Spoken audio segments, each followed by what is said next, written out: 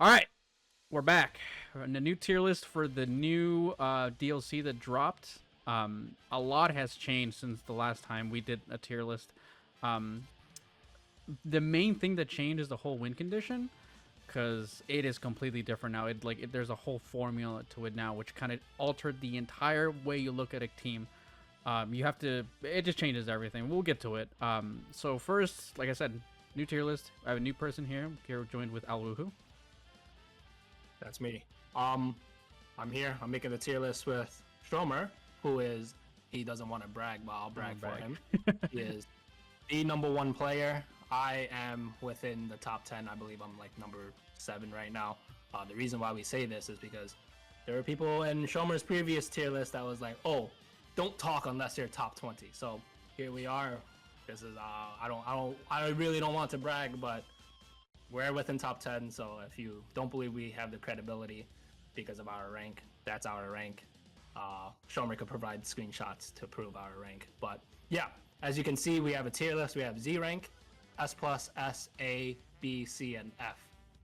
And then we have a few other categories, which we will discuss all of that later. But yeah. So in regards to the win condition, like Shromer said, the win condition has changed. And it's basically, it takes into consideration your DP value. It's difficult to explain, and what I'm going to say is like very watered down and probably not the most accurate, but you could take it as like the more DP you have on your team, the better. So let's say, for example, let's start with Z tier Superhero Gohan. The reason why we have him at the top is because he could go from a 4 DP to a 9 DP. And at the end, the win condition considers that as how much is that? +5, a 20 DP team.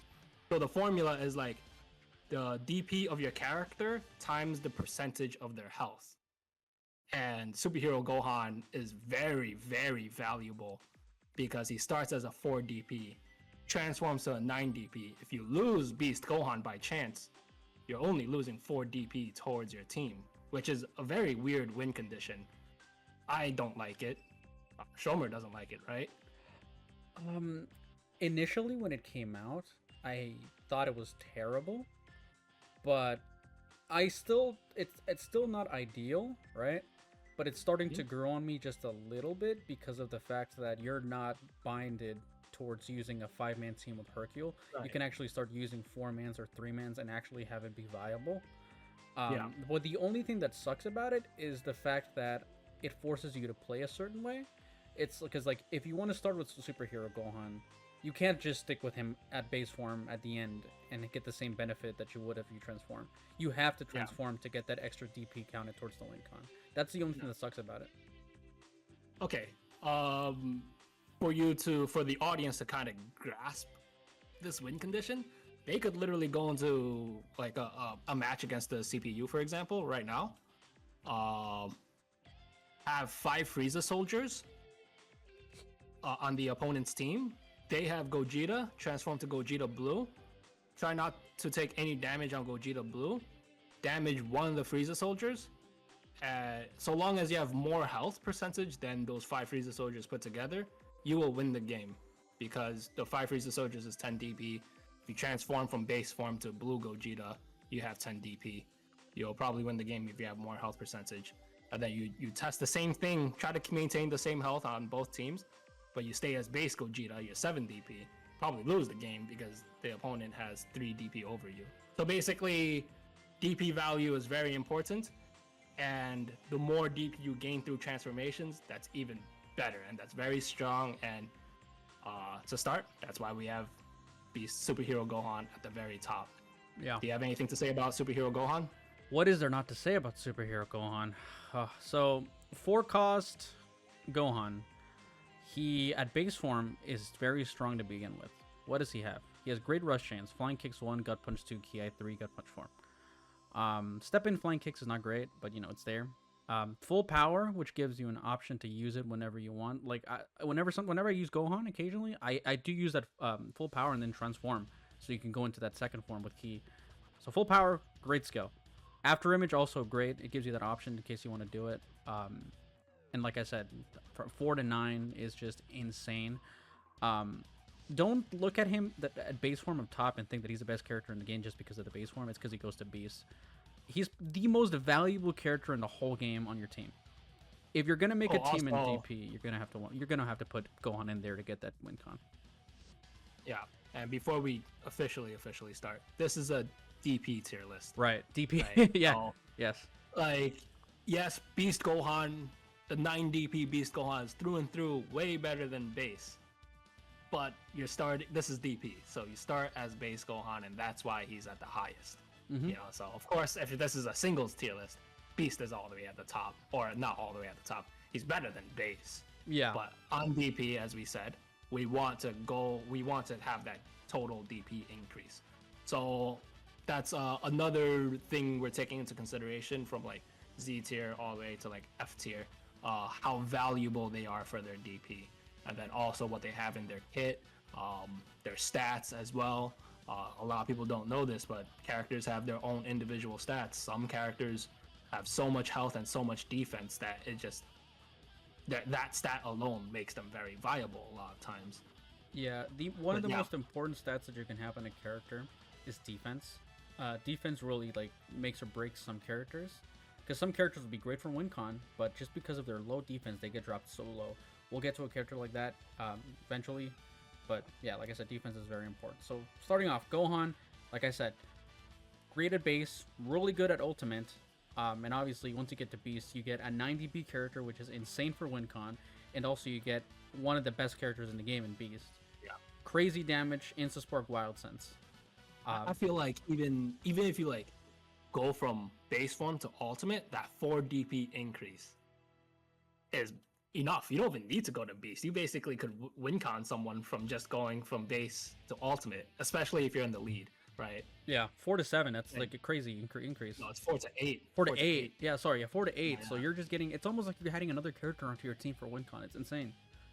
Yeah. And another thing about the win condition, I don't know the math on this. This is just what I've been told by someone who knows the math on it. He claims that for every extra DP you gain, you could see that as about 8,000 health towards the win condition. Mm-hmm. So you gotta when you're taking into consideration the win condition, the end result or the end outcome that you want to consider is going to be the health percentage. The DP is just a multiplier on it. So so like 9 DP times that health added towards the total health pool is just going to help you win. So yeah, I think that's enough. Yeah, all in all, Gohan is the best because he is 4 DP. You could make any team with Beast Gohan, and that team will probably be good simply because Superhero Gohan's on that team. Yeah, we call him pretty much the glue for any team. Like, he's just the staple. Next character, Vegito. I feel like you could probably talk more about Vegito than I can. I'm probably more of a Gogeta blazer.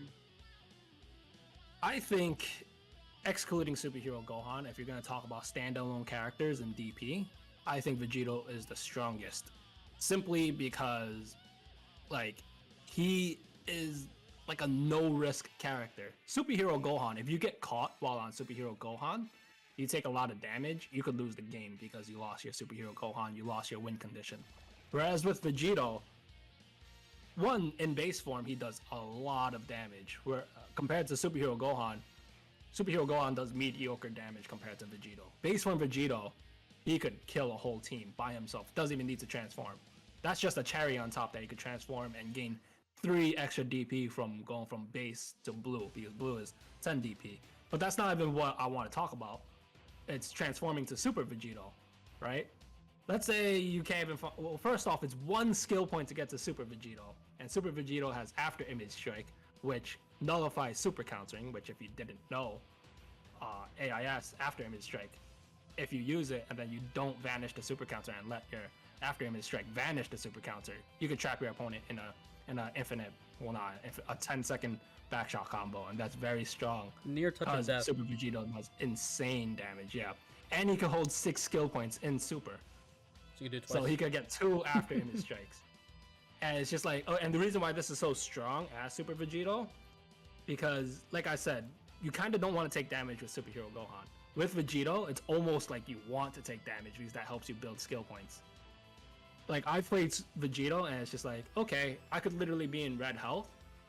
It's okay so long as I have 6 skill points. I just need 1 loop, and it's like a really big test of skill on your opponent because they have to get, I think, about 5 or 6 frame 1 super counters to counter after image strike. And then guess what? I could do it again because if I hold 6 skill points, you're gonna have to show me that you could do that again. And there are some players who could do that, but majority of times it can't. It's very, very cheesy, and that is why he's at the very top. And then at the very end of the game, in the last 60 seconds, spend another 1 skill point, just 1 skill point to go to blue. And even if you don't want to be super cheesy and use Super Vegito, blue Vegito is very strong. You do low sweep into full power charge, gain a full key gauge, you're a pseudo android. You can just infinite Z-burst dash loop someone, and you have 3 extra damage. DP. With crazy 10 DP damage. Yeah. And let's say you keep getting caught in a combo with base Vegito, you have explosive wave. The only downside of Vegito is that he has shotgun ki blast. That's basically it. Yeah. You know, and he has no flying kicks. Those 2. Shotgun ki blast, no flying kicks. But yeah. other than that, Vegito could. I say he's the best standalone character because let's say you have Vegito on point and you're facing someone who's trying to use a pure win condition team, meaning he's using all setup characters to transform and gain extra DP. A superhero Gohan would probably be very scared going up against a base Vegito. Very scared. All I have to do on base Vegito, farm up 4 skill points, get 1 low sweep, transform to Super Vegito, pop after image strike. What can they can't really do much. That's like, especially with the changes they did to perception. Yeah, like, guaranteed like 50-60% of your health gone just with 1 combo from the back. It's crazy. You have to be very good at super countering to counter Super Vegito. Yeah. But yeah, that's basically it about Vegito. I think he's probably the strongest standalone character. What's your opinions on that, Shromer? My only problem I've had with Vegito, not only now but ever, has been his strings. I feel like his strings are very bad. Because especially in Super, like once you go to Super Saiyan Vegeta, Vegito, step in key rush wave is kind of tough. Step in that, and also 1 on his first string. It's that. Yeah. Like you mentioned, no flying kicks, which right now is the meta string flying kicks. Mm-hmm. And he's got what? It's like Rolling Hammer 2. Rolling Hammer 2, PI 3, and Punch 4. Yeah, it's just unideal. It's hard. It's kind of difficult to open people up with Vegito, but if you do, there's the reward with after image strike. Yeah, all you need is kind of like 1 engagement, right? And all it takes. That's been my problem with him. It's like you're always in the game. You always have comeback potential so long as you have 3 skill points with Vegito, and that's why I think he's like very, very top tier. Very top tier. Yeah. No, whereas on Beast Gohan, if he's almost dead, you could get the lucky wild sense off, I guess. Mm-hmm. You know. But yeah, he's good. That's all I have to say about Vegito. Yeah, ways to do it, but it's not as easy as other characters. He has an instant spark. You literally just have to like stand there and wait for them to recover. Oh, really? Is it just that? Yeah. Okay, so it's there's timing to it. It's a little bit different. It's a little bit harder. Shotgun Ki Blast is the main setback. Pre-patch Shotgun Ki Blast were insane. You could like delete people with it. Now they're borderline useless. If a character has Shotgun Ki Blast, it really hinders them a lot nowadays. His main benefits are the fact that you have a Wild Sense, which you can put people in Wild Sense jail, and also Insta Spark, which it's sparking. Sparking is like the meta thing. So I don't really stick with him at base form now. I kind of just go into blue. And Blue Gogeta right now is probably one of the best characters in the game, purely because of 1, damage, 2, DP cost, so you get the win con, and 3, you get that barrier. The Gogeta barrier is like, it's your get out of free jail card for any combo ever. If you get caught only 1 skill point. Yep. 1 skill point. So you always have it. There should never be a situation where you're with Gogeta and you don't have that barrier. If you're not using it, that's just on you. You should be using it. And they changed the combo system now. So every front combo is true, right? So front combos became really, really strong. You can't do that on Gogeta, on Blue Gogeta, because he's just going to push you away. There are kind of ways to get around it, but it's difficult. The way to get around it is you have to read it out. You have to punch, like, let's say you're attacking him from the front. You have to punch Vanish. Right when you think he's going to do it. And you could catch a lot of people doing that, but it's just like, it's annoying because once you do that 2 times, your opponent catches on, he just vanishes, your punch vanish. And it's just like, okay, now I don't have to use skill points on the barrier. I know you're just going to keep trying to punch vanish. And as soon as you stop, I'm just going to barrier. So it's very annoying. The Gogeta Blue, he forces, this goes for any character. Any character that forces you to change your playstyle, which like, you know, where now what Gogeta Blue does is he forces you to punch vanish to try and dodge the barrier. That's forcing you to change your playstyle. Any character that forces you to do specific things to counter them is very annoying. And Gogeta Blue is a 10 DP that gains 3 DP from transforming. I think Gogeta Blue is easily top 3 characters in both DP and singles. Yeah, he's insane. And like I said, so he doesn't have the shotgun key blast when he's in blue. He gains the unique what is it, like I forget the name. The one that shoots a bunch. Oh, we call them machine gun key blast. Yeah, machine gun key blast. Yeah. So you can do that mid combo and it could do some good damage. And you can just follow it up with just like a charge hit, like what's it, the charge hit? I always get the name wrong. Smash attack. Smash attack. You smash attack. Yeah, you follow it up with smash attack. It's predictable, so you can't just vanish it. But you know you can do it a couple times and you do some good damage with it. Another thing is that Gogeta Blue is the only fusion that doesn't have a shotgun ki blast. His dashing ki blast is a regular fireball ki blast, and you could reset off of that. Any other fusion Kefla base. Kefla, yeah. But then once she transforms, she gets shotguns. Yeah. And that's annoying. So I guess Gogeta Blue and base Kefla are probably the only fusions. Does Gotenks? Gotenks as well, yeah.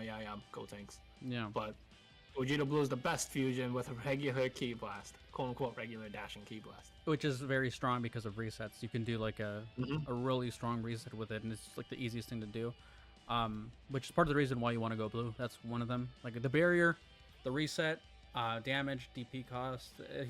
And obviously good rush chains. He has flying kicks on 4, which is really good. It's probably the second best compared to 1. My only problem with Gogeta flying kicks is that it's super easy to counter once you know the timing. It's just a little bit delayed. So in theory, if you're used to the connection, you should never get hit by those. You should always punish them. That's my only problem with them. But yeah, Gogeta very strong in base and blue also has a step and rolling hammer. So he does, yeah. Base has a Ki. But oh, that's a little weird. Yeah. But yeah, he's very good. I think that's about it for him. Just don't go Super Saiyan. Never. He's bad. I mean, he's okay, but it's just he doesn't have any benefits. Base form is better, and blue is better. Avoid Super Saiyan. Always stick with base and blue.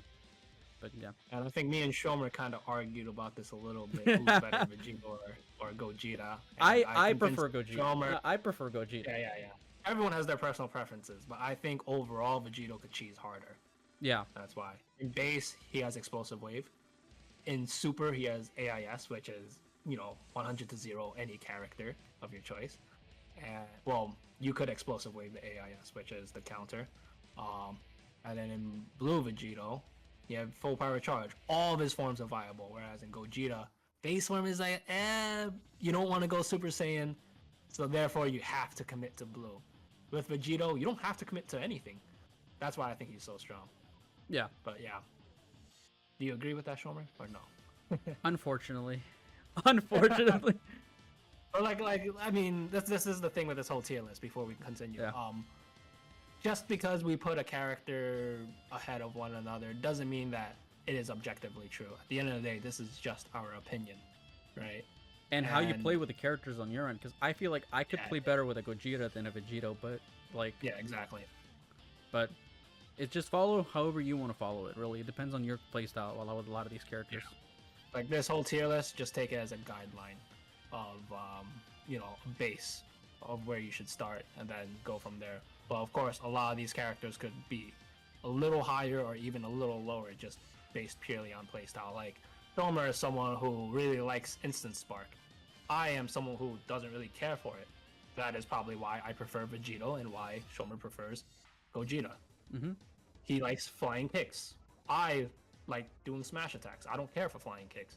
So our playstyles really could show how one character is quote-unquote or I should say preferred over another, right? Right. But like I said, me and him have agreed that Vegito is subjectively better simply because he just has more cheese options. That's it. In all forms. But yeah. In all forms, yeah. I think that's Yeah, next character, Android 13. Androids in this patch are stupid. If you're an android, you're viable. It doesn't even matter if you're like with the worst android. Androids gain, so they made a patch with the latest update where you get more ki just for punching people. That's the way that androids gain ki. So every android got buff even more to how strong they already were with like just having perpetual ki gain.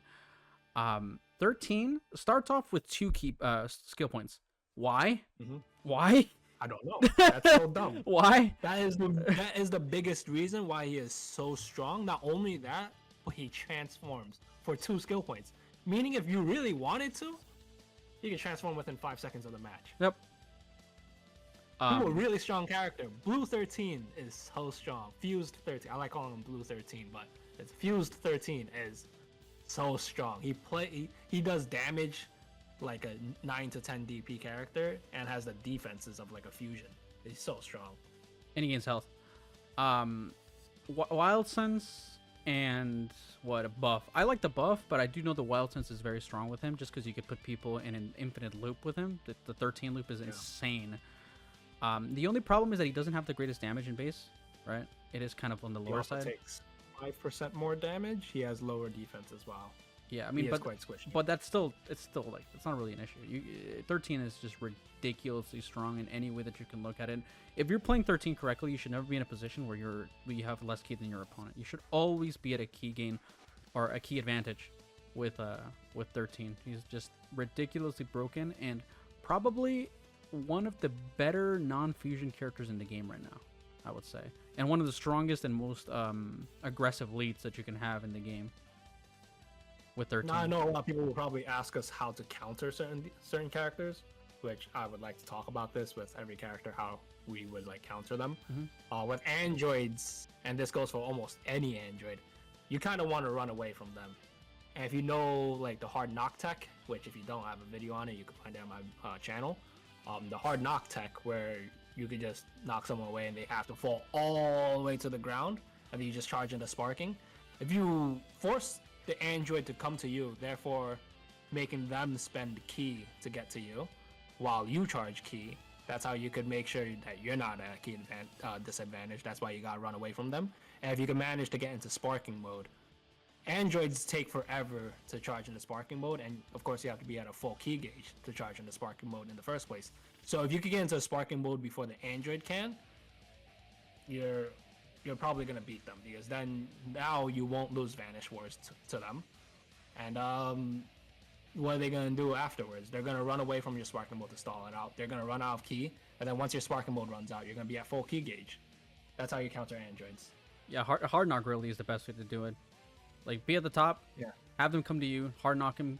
Like, they're gonna have to come. Like I said, he's gonna come to you, lose ki, and then do it again. That's the only way that you can stop him. If you could put in that endless loop with the zebra stash, you're done, unless you're very good at super countering. But yeah, let's move on from him and talk about Master Roshi. That's my guy, Roshi. So back to WinCon. Like we said, more DP, better for the WinCon. But if you're a low DP and you start as a low DP, if you lose that character, it doesn't mean anything, right? So Roshi, he's a 2 cost. For being a 2 cost, he has a full 3. Was it 3 bars or 4 bars? The hell, I always get it wrong. It's like the 3. He has 40,000 health, so it depends on what people say. Some people like to say 3 bar, some people like to say 4 bar, but let's 40,000 health. Yeah, let's stick with 40,000 health and the full green bars like a normal character. Yeah, he get full health. For some reason, Roshi wants to do like 5 DP, 6 DP damage for no reason, right? Oh, not to mention he starts with 3 key bars and 2 skill points. Right, so you could false courage. You could false courage right off the bat. And he has high defense to start with, so false courage on top of that is just so dumb, bro. He has step and rolling hammer, the best step in, crazy damage, and he is the most risk-free character that you can have in your team, which can honestly, with the resets, and if you do them right, you could kill a high DP character just through resets with Roshi, and it wouldn't be that hard. Just because he hits that hard, he's insane.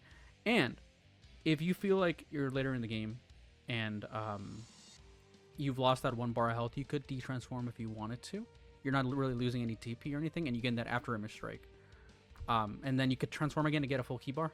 Like, but it's not super optimal to do. I mean, it's really situational. But if you really want to stick with the buff Roshi for a long time, he's a falling character as well.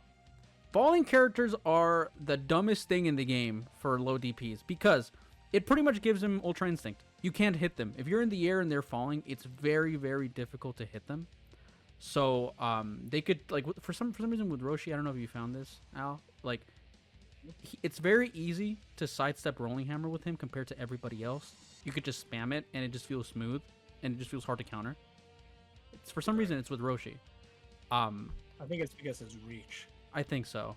But Roshi, Rolling Hammer has a huge hitbox. Yeah, Roshi's insane. I don't think, I mean, personally, I would ever make a DP team without Roshi in it. Yeah, it's just crazy because there are some people saying that, oh, I'm just happy that the low DPs are not as viable anymore because they did nerf the switch gauge. It used to be like 10 seconds to switch with Roshi, which is crazy. Now it takes like maybe 20-25 seconds. That did kind of nerf him, but they insanely buffed him by making it so that if he dies, it doesn't matter towards the win con. So meaning that, let's say if a lot of high level players right now are using Roshi to start on point to fight the transform characters, because let's say if they successfully transform to for example Beast Gohan, and I do a lot of damage to Beast Gohan with Roshi, or not even Beast Gohan, let's say for example they start with Whis and I'm using Roshi. Let's say I take away 3/4 of health from Whis and then he kills my Roshi.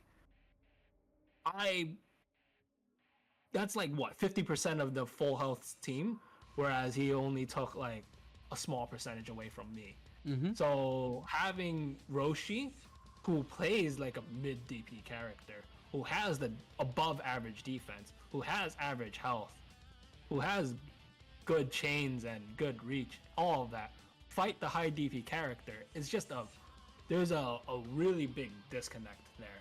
And this is a big issue with the win con as well. I think they made it way too heavily on high DP characters, and I'm sad about that. Like, a lot of people know me as the person who abuses low DP characters, but there is a point where I like using high DPs. It's almost very risky to use high DPs. Once you lose that high DP, you could lose the game, right? And that's why Roshi is even stronger now. So many people think he got nerfed, but no, he's even stronger. He's broken. He's even stronger. You could just stay on him. He dies, it doesn't matter. Whereas, let's say you start with a character. Let's pick a random character on this list. Let's say you start with Z Gogeta, who's 8 DP, and you're facing against my 2 DP Roshi. If I manage to kill your Z Gogeta, it means a lot. If you manage to kill my Roshi, it means almost nothing. And that's why Roshi is so strong, and even stronger than pre-patch. It doesn't even matter. They can make the switch gauge 40 seconds for Roshi. He's still one of the strongest in the game. Yeah, even if you look at it like mathematically, right? Like these are just numbers that I'm just making up, but like it's a good way to visualize it. So let's say Roshi's health is equal to 20,000 health points, right? Let's just say 20,000, and let's say Whis is worth, or any 10 DP will be worth 100,000. If you kill the Roshi, that's 20,000 like health, but if or points, health points. But if I do half of a Whis' health, that's 50,000, right? So like just half of that Whis' health is worth almost nothing compared to losing Roshi. So like just the yield that Roshi can add to a team just by existing and doing damage is just stupid. Which is why, again, issues with WinCon, some people hate, most people hate it, but you know, it's what it is. You have to adapt to it at this point. Roshi's ridiculously strong. I mean, same thing goes with the other 2DP. We'll get to it eventually, but Roshi, insane. Broken. We're really talking about WinCon a lot because I feel like a lot of people struggle to understand it. I mean, me and Shromer still kind of struggle to understand it. And I think a simple way to explain it, although it might not be the most accurate, but like to help you grasp the significance of DP in this new win condition is Whis, for example, he is 10 DP. You could see him as worth 5 Master Roshis. If you kill Whis, you have killed 5 Master Roshis. If you kill Master Roshi, he's only worth 1 Master Roshi. Or like you could see it as Whis is 10 Hercules. You kill Whis, you kill 10 Hercules. You have Hercule, and that's one thing about Hercule. Maybe he should have been at the top of this list. He's a good stall character. You could bring him out, eat up a sparking mode. He could die for all I care. Doesn't matter. He's a 1 DP character. He's gonna mean nothing towards the win condition. He can tank that damage, and that's the thing.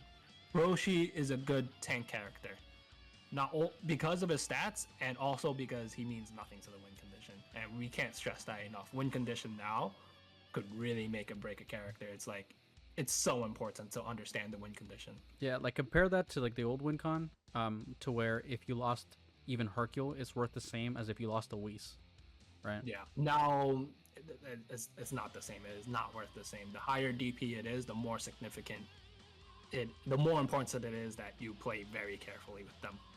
Right. And that's why I love low DP characters, is because I could play as aggressively as I want. You know? If I play a high DP character in DP, I have to play very carefully. I have to. Yeah. But yeah, But anyway. I feel that's enough of Roshi Glaze. We love him. I love him. He's the best. Broly. Z Broly specifically. Very similar to Superhero Gohan in the fact that he has a massive DP gain just by transforming. So he starts you start as a 5 cost, right? You start as a 5 cost. Just by going into Big Broly, which takes 3 stocks, so Legendary Super Saiyan Broly, you're going from 5 to 9. It adds a lot to the win con.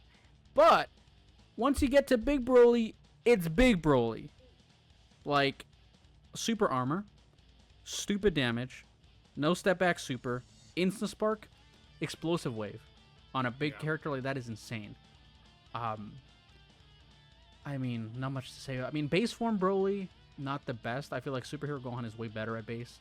Z Broly is somebody who you probably want to run away from at the start, or you want to run away as Broly at the start, because he is with 1 key bar. That's really bad. Yeah, it's very, very bad. He's squishy, 1 key bar.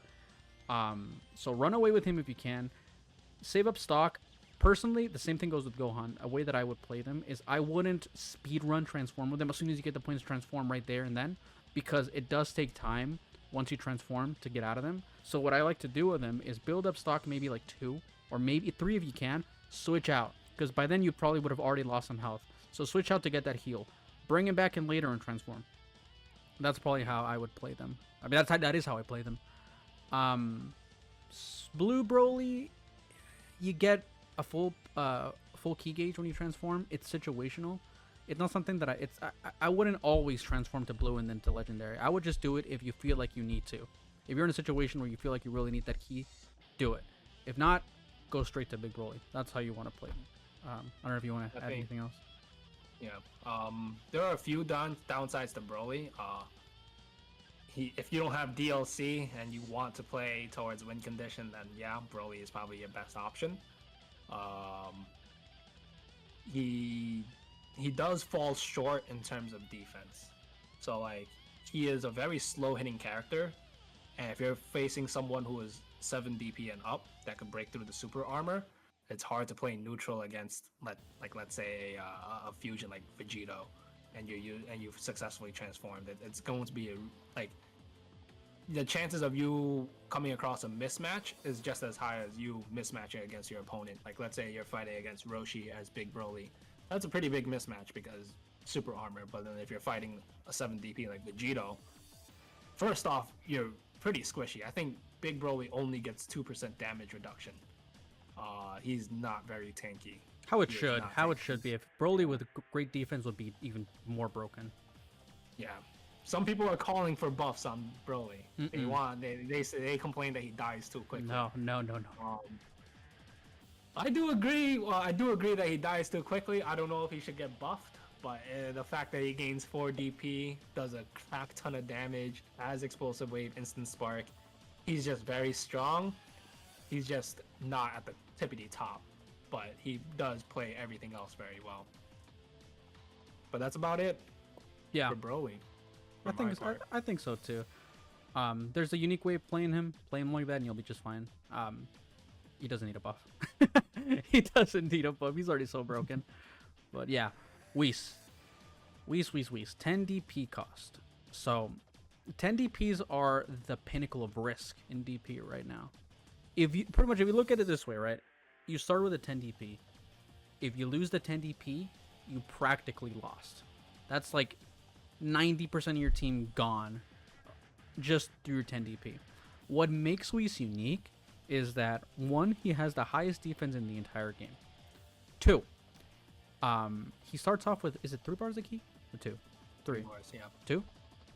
3. 3. Okay, so he starts off with 3 bars, which is very, very strong. He has one of the fastest heals in the entire game, which gives about, what is it, a bar and a half? 9.5. 9.5k. Okay, so almost a bar. Yeah. Fastest heal, it only costs 4, and you get it very often. His barrier is very situational. You probably don't want to use it. The only time I could see it being useful is maybe an explosive wave. Maybe. Maybe to get out of like Wild Sense jail after Image Strike jail. Those are like. Yeah, but you can always just super like revenge counter it, and then that's 3 points gone. So it's, again, very situational. I'd avoid it and stick with only the regen. Yeah. Rush chains, flying kicks 1 and 4, very strong. Blaster, or is it Blaster Wave or is it Ki? I think it's a Ki. Is it Blaster Wave? It looks like a Blaster Wave, but then the follow up is like a Ki. Okay, so that's a 2, and then you have Gut Punch at 3. Whis did get a slight nerf this patch, because before, if you do just a low sweep, a Gut Punch, whatever, you could confirm his second special, the one that does a little whatever. Yeah. And it does like 14k damage for free. Now you could just vanish it, and apparently it's like one of the easiest vanishes in the game. So it's borderline useless, but it does have good chip damage. So that's about the only time I would ever use it. But you know, that was just a cherry on top to make Whis even more broken than he already is. But the thing is that now that all front combos are true, Whis' melee damage is crazy. Ridiculous. You just get 3 strings. You get 3 strings. That's like that. It's crazy. It's so much damage. That's why we put him at the top. He's high risk, but very high reward, right? Like, if you lose, like Shromer said earlier, if you lose Whis, you kind of lost the game. But that's only if you lost Whis without doing any damage to the opposing team, right? Like, you can lose Roshi without doing any damage, and you're still in the game. But if you lose Whis without doing any damage, you're out of the game. But most times that is not the case. If you lost Whis, you probably destroyed the opponent's team. Right? Yeah. Probably. Likely. Hopefully.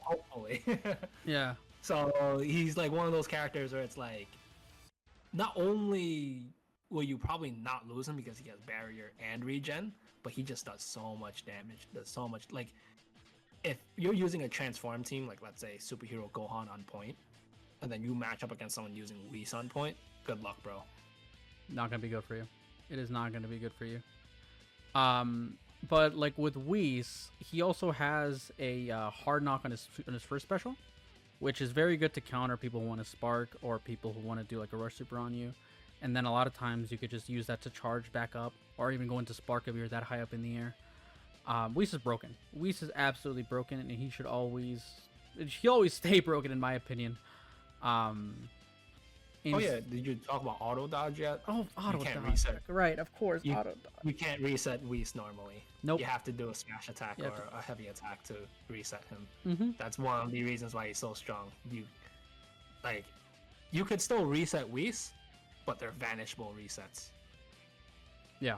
Other characters, you could reset them to death if your opponent doesn't get a super counter. It's much easier to vanish things, as people probably know. So it's not practical to reset Whis. You have to fight him normally without the melee cheese. Not even normally. You have to always use a chain on him to open him up, because he'll just dodge if you don't. Yeah. Now, the auto dodge did get a little nerf with this patch, because now you can use chains in between. Before you couldn't. Mm-hmm. So it's easier to open him up, but it's still different, and you have to go that extra step to do it, which is always strong. It's not a downside to have auto dodge. People like to say, "Oh, auto dodge got nerfed, therefore it's not useless." It's still very strong. Like, people have used Whis, and then they just like, even if they auto dodge one attack, that could make a lot of difference. You know, like I said, you can't reset him normally, and resets, as people probably know, people call it infinite backshot combo. You can't do that to Whis, and that's why he's so strong. Yeah. Another reason why he's so strong. I know some people like to call. I mean, I've heard people say that resets are an exploit. I don't think that they are. There's argument for that. It's opinion. At the end of the day, it's in the game. People use it, and if you don't want to deal with it, there is Whis. You know. Yeah. But yeah, enough Whis. He's broken. Best character in the game probably. Standalone. I think he's better than Vegito personally. It's just the cost. 10 DP. And you can't transform. And you can't transform. But yeah, Whis is broken. Next, Kefla. 6 cost fusion. No step back super, which can be kind of spammed. Her rush super, the no step back, takes priority over other rush supers. I know Crescent and Schizopyro found that out. But if you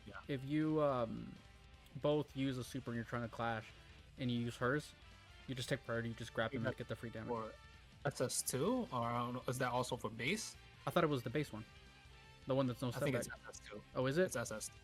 Oh. It's a rush super. I think what I haven't confirmed this yet, but Crescent said that if your rush super is faster than theirs and you both do a rush super at the same time, the faster one will win. So like wouldn't that be the same case for apparently? Wouldn't it be the same case for like a Gogeta then, Super Saiyan 4? Like I said, I haven't confirmed this. I don't know, but I have seen Crescent take priority over other people's rush supers. Probably would need more testing, but yeah. But that's just, again, cherry on top. There's a lot more that she offers. 6 cost fusion, insane. Can go up to, what's her Super Saiyan 2? 8? 7? 8. 8. So WinCon plus 2. Yeah. Super explosive wave ultimate, which if set up right can do dumb damage, and it's almost, no, it's not almost impossible, but it's very hard to get out of. Sorry to cut you off. Another thing is, I think the thing that makes her very strong, 2 things that make her very strong. 1, 3 things I guess you could say. Regular Ki Blast, right? Of course. Wild Sense Jail. A lot of people don't think about Wild Sense Jail with Kefla. And her super can't be revenge countered. So let's say you get into sparking mode with Kefla, and then you use her no step back super. Can't be revenge countered. It's quote unquote a hard knock because they have to recover at a certain time. You could literally use her no step back super. You catch them, you transform to SS2. Keep in mind you're in sparking mode. You Zebra stash at them after you've transformed and use the rush super, and then you can use your ultimate, which is very funny to do, in my opinion. Yeah, and super explosive with ultimates, similar to Raccoon's and other characters. Like I said, if set up right, can do dumb damage. And she has it in base and in Super Saiyan 2. So, again, part of the reason why she's strong. 60p fusion, a bunch of stuff to her. She's just very strong. Okay rush chains. I don't think they're the best. They're decent. But I really don't have much to say about her other than, yeah, she's very strong and she could be used in any team. If you put her together with Gohan, that's one of the better teams in the game. Yeah, you could literally make a team Kefla Superhero Gohan, and that's so broken. Yep. Spopo Roshi, whatever you want to do. Moving on to the nice character. Let me say one more thing. Okay. That Kefla, she's another one. Like you can see, all the characters at the top, that's because they have something that forces you to change your playstyle. And Kefla's thing that forces you to change your playstyle is that her no step back super, you always have to be watching for it. Yep. So to stop that, either you hold guard and let her break your guard, which could be a bad thing for you, or you just simply vanish it. But you have to be very careful. You can't just run around and try to Ki Blast her. What I like to do a lot of dash and Ki Blast to try to catch people. Against the Kefla, I can't do that. A lot of times I have to slowly approach, watch for Wild Sense, and when I'm finally approaching, it's very dangerous if I swing immediately because she could just pop her super. So I have to be holding guard and be like really fishing for the engagement and properly engaging. And that's a big reason why Kefla is so strong, just on top of her value for her DP cost. 6 cost fusion is just insane. But yep. Yeah, you can't Zebra Dash her. You can't Zebra Dash her because she's just grab you. Yep. But very, very strong. Mm-hmm. Very cheesy, very broken. Yep. Spopovich, this is all you. I think Spopovich kind of does the same thing as Roshi. What makes him not as strong is one, he has a step in gut punch, whereas Roshi has a step in rolling hammer. They nerfed him. He has 5,000 less health. What else about him? I do think the one thing, well, he doesn't fall down like Roshi, so he's not ultra instinct like Roshi. One thing about him that I do think is better than Roshi is that he has Ki. He has Ki on 2. If you do Ki on, like, let's say a back combo, 1, that mixes it up, makes it more difficult to super counter. It's unvanishable, of course. I do think his buffs are superior. I do believe Spopo has the best buffs in the game. He has a 1 cost buff, which gives you 3 ticks of damage, 1 tick of defense, and it does debuff your charge speed, but it is what it is. You use it in the middle of a combo, you do it to do resets, and that is very strong. It's basically a 1 skill point pump up, and that's very strong. And then if you want to use his second buff, you could stack them. His second buff is a 3 tick increase in defense, which is 15% increase in defense, so 15% damage reduction. You could stack that with the 1 skill point buff for a total of 3 skill points and have a total of 20% damage reduction. Although it doesn't give super armor, it's still a lot of damage reduction. But like we discussed earlier, damage reduction, maybe best to save your skill points because it doesn't matter how much damage you reduce on Swopple. He's only 2 DP. He could die for all I care. You know, the damage he's going to do to the other team is probably more damaging to them than me losing Spopovich. It is what it is, right? So I do think he is just another version of Master Roshi, slightly worse, and that's why you put him S+ tier. Yeah. Any opinions on that? He could easily go Z. Like, it's very, very, very close. He's not that much different to Roshi. It's just that Roshi has the slight edge. But else, step in rolling hammer, false courage. Yeah. 3 key bar start, 2 skill point start. That's Roshi. Spopo has 2 key bar start, 1 skill point start. Less health. Yeah. Slightly worse kit, so he's just a slightly worse Roshi. Let's put it that way. But also a staple of almost any team. So yeah, like you're always gonna have your Spopo Roshi. That's what people call it. Just having those 2 in your team. But yeah, I think that's about it for Spopo. Very good. You should use him. Beerus. So him and Whis are similar in the fact that they're both 10 DPs and they do crazy damage. And Did they you have know? Regen. Did you know that Shromer is #1 Beerus on PC? I am #1 Beerus on DP. Okay, continue. I have to do that. So Beerus is very similar to Whis in the fact, like I said, they're both 10 DPs and they do very good damage, and they both have a regen. The difference between their regen is the fact that with Whis, it's stupid easy to set up. Just shoot a couple Ki blasts from range and just do it. You could do a full low sweep, like a full charge one or gut punch, whatever, eat in front of them, and you get that heal. With Beerus, you have to set it up, so you have to be higher up in the air and do, like Al said earlier, the hard knock tech. So 2 low sweeps, whatever, go into it, and then you do the heal. It's better. It gives more health, and it gives you a full Ki charge. But it costs... No, same cost. So it costs 4. It's very strong. Yeah. But it requires a lot more setup, and it's harder to do. You can't just do it and just get it for free. You can, but if you got lucky if you did. His rush chains are... Are they better? Are they worse? Probably better because he has rolling hammer. Yeah, I was going to say that. Yeah, he's got Ki 1, rolling hammer 2, gut punch 3, flying kicks 4. It would be nice if he had flying kicks 1, but he doesn't. He does have a step in flying kicks, which isn't the best. It's probably one of the worst step ins that you can have, in my opinion. But yeah, like he has an instant spark, which is very good, and his ultimate is an explosive wave type ultimate, which if you didn't know, it's a big ball. It's a big ball, so you can do big ball tech. So the way that works is do low sweep, gut punch, whatever, charge down slightly, and then just throw the ultimate, and the ball will spawn inside of your opponent, which means that they have to vanish it, like, what is it, twice, 3 times? 2 times, I believe. 2 times. Which is, again, that extra little bit of difficulty could be a knowledge check. Like it's already hard enough to teleport because it or vanish because it spawns inside of you, and having to do it twice, it's just even harder. So a lot of times it's almost like a guaranteed ultimate. Um, so it's very strong. 10 DP.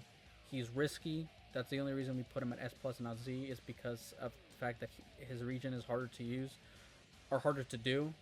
So it just adds to the risk, unlike Whis, which is practically risk free because of the I heal. will say I do think it's a little more rewarding if you do get it off because you get a full key gauge, and most other sleep characters can't hold enough skill points where they could sleep and charge into sparking.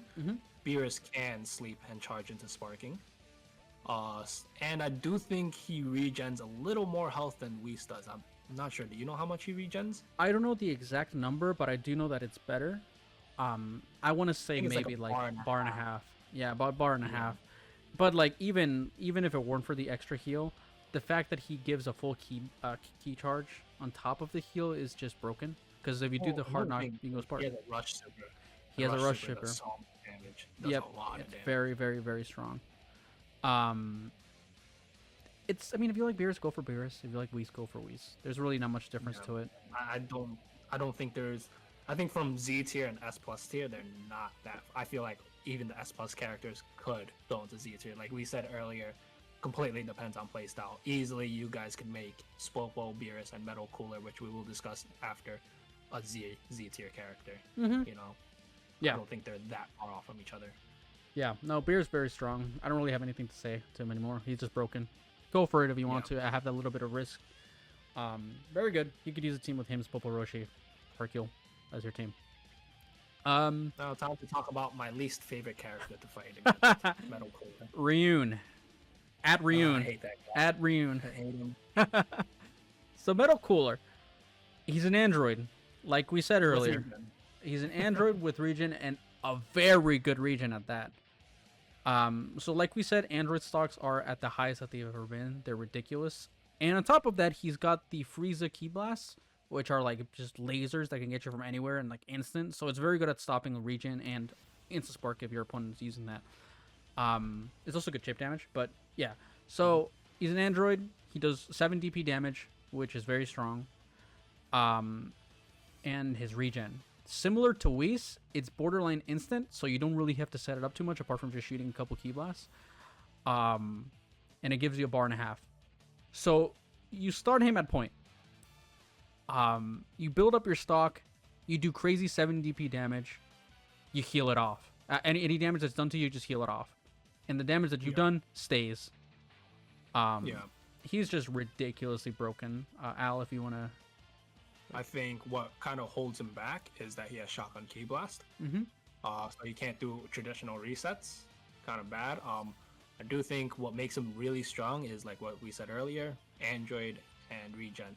Reason why that combo is so deadly is because all it takes is one knockback and you can regen, you get a free regen. Not only that, but the combo of android and regen is so strong because if either you or your opponent get a super counter, if you get into a Vanish War, one, you're farming skill points more, and two, since you're an android, you're probably in key advantage, and you could just farm Vanish Wars to get as many skill points as you want, and you'll probably win the Vanish War because you're an android in key advantage. Get the knockback, easy regen. You'll probably get the regen very quickly off of just one Vanish War as an android.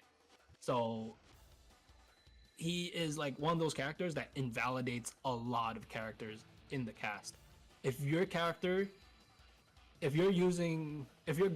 up against a Metal Cooler and the character you're using can't trap someone in a combo through like Wild Sense or After Image Strike, or it doesn't do a lot of damage, what can you do? Like, I'd say Metal Cooler could be a hard counter to people like Spopovich, Roshi, because they do a lot of damage, but they just don't do enough damage all at once. Yeah, you can just heal it off and you can have to do it again, and the damage that he does stays. That's what makes him so strong. It's so strong. That he's like one of the few characters that like forces the opponent to have like a transform character. They have to have a Whis that could kill, a Vegito that could kill, a Beast Gohan that transforms and could kill. But even then, he could deal with transform characters because they don't like. What are you going to do against a full key Metal Cooler who can regen? You have to super counter him down, If you don't super counter him down, he will knock you back and regen. And that puts you in a situation, okay, do I take this knockback and let him regen, or do I revenge counter? And then he just gets a free combo off of that revenge counter. It puts people in such bad situations. Because if you could force your opponent to revenge counter, and then you punish their revenge counter, because they don't want you setting up, you don't want Metal Cooler getting his regen, what can you do from there? Metal Cooler is so strong, it just forces your opponent to make really risky decisions. Or it forces them to have to super counter you down. They have to, otherwise you're just going to stay alive the entire time. That's why I hate Metal Cooler so much, because I have to revenge counter him. Well, if I don't, then he's going to regen. Once I do revenge counter him, free combo for him. And then I super counter him, because he gets a free combo off of me. Same thing. So it's just crazy. Was that therapeutic? Was that therapeutic? Metal Cooler just Metal Cooler just brings me so much trauma. The trauma dump right there, but yeah, Metal Cooler is like broken. Yeah, I would say I struggle against Metal Cooler the most out of any character in the game. Like, once I see Metal Cooler, I just give up. Just take the game. What's the point? What's the point? Yeah. You have anything else to add? What do you think about his instant transmission? I would never. Do you think there's any use case? I would never use it. Ever? Nope. Okay. I mean, you could make an argument before when the Zebra stash was a little bit different, but now, like, why would you? Now that it's cheaper, it's just like, what? 2 skill points? That's half of your regen. As opposed to just ending like, 1 key bar, 1 to 1.5 key bars? Why, bro? Not to mention that when you revenge counter with an android, you get stupid amounts of key. They buff that, so just revenge counter and get key. I wouldn't. I wouldn't do it. Save it for your regen or your revenge counter if you really need it. But yeah, Cooler is busted. Should be in your team. You could pair him up with Gohan, make a 4-man team. One of the better teams in the game. Again, a lot of these characters are just strengthened in terms of team composition because they can be put on a team with Superhero Gohan. Yeah. Okay, next character. So Super Broly. Broly. So it's probably going to be a little bit of a hot take for people to see Super Broly down here at S and seeing a Z Broly up top. Shotgun Ki Blast. Shotgun Ki Blast. So Super Broly does the exact same thing that Z Broly doesn't for your WinCon. He goes from 5 to 9, and you get a Big Broly at the end of it. The difference is that Z Broly, Big Broly, is far superior than Super Broly, Big Broly. Base Super Broly is way better than Z Broly base, but like it's not when you're playing Broly, you're not playing Broly because you want to stick with that version of Broly. What you want to do is you want to speed run getting into Big Broly as fast as possible. But his old gimmick really was Shotgun Ki Blast, and he could do crazy damage with them. He could kind of spam them. You can't really do that anymore because it doesn't do any damage, and I don't think it's as spammable as it used to be. And also Super Explosive Wave, though it's a little bit different now because you have to set it up. That was another thing that he had. It's just he's just not as good, and that's part of the reason why we put him at S. I really don't have much to say about him other than it's just a worse version of Z Broly. That's all it is. I think he does have. Does he have the same melee damage or more melee damage? I think people say he has the highest melee damage in the game, or I'm not sure, but like when you are in Big Broly, he hits a bunch compared to Z Broly, which just adds a bigger window to get super countered. I think the only thing, well, I don't want to say the only thing, the one thing, or one of the few things that Big Super Broly has against Z Big Broly is Super Broly, he has a step-in rolling hammer, whereas Z Broly has a step-in T-Rush wave. And step-in rolling hammer is very strong, but that's kind of all he has going for him. He has a super explosive wave super, but that's highly punishable even if you land it. He stands there doing nothing. He does have instant spark, which is great. Instant transmission could be good, I guess, if you just use it, and then you could just lock off your opponent and charge ki. People do it into the super explosive wave and it confirms, doesn't it? Yeah. But like I said, the end lag on it is so crazy. It's probably best if you do it to kill. Yeah. But if you do it just to do damage, you're going to be trading damage. And trading damage on your high DP character, you kind of don't want to do that. Yeah. Not in my opinion, at least. I think he's a good win condition character in terms of his kit, I think he's Yeah, not much to him apart from like again worst version of Z Broly. Just if you want to use a Broly, use Z Broly unless you really like Super Broly. I don't have much to say to him other than it's Broly. I'm good, still good, just not as good. Now this one, UI Goku. This is Shromer's favorite character. I used to use UI Goku a lot pre-patch. I'm not proud of it. I'm not proud of it. I'm not proud of it. I'm not proud of it. But I always said it, and I will still say it. I used them because I wanted to climb and I wanted to get like, get up in the leaderboards. But I hated the fact that I had to use them. Because I mean, everybody knows what UI Goku used to do, right? So auto dodge was 2 times as strong as it is now. You could wild sense in between. He has wild sense. You couldn't hit him at all, really, unless you did a charge smash attack, a light charged. You could loop people forever practically if you just have the key, and it's just like you can't defend it. If you get caught in it, you just take instant like 5k, 10k plus damage just through key attacks, which is just dumb. That was pre-patch MUI, or UI sign into MUI. Now he's much different because so if you didn't know, pre-patch Air Fist used to, once you hit it, even if you didn't charge it, it would completely knock you back and you could just spam it. Now Air Fist, if you do it, first of all, you could just deflect it. Second of all, if it does land, it just staggers you like that. It doesn't do anything. It's just like if you just got hit by a regular punch. The only way it does hit you back is if you charge it, but like it's comical how long you have to hold it. He has to go like all the way back and then do it.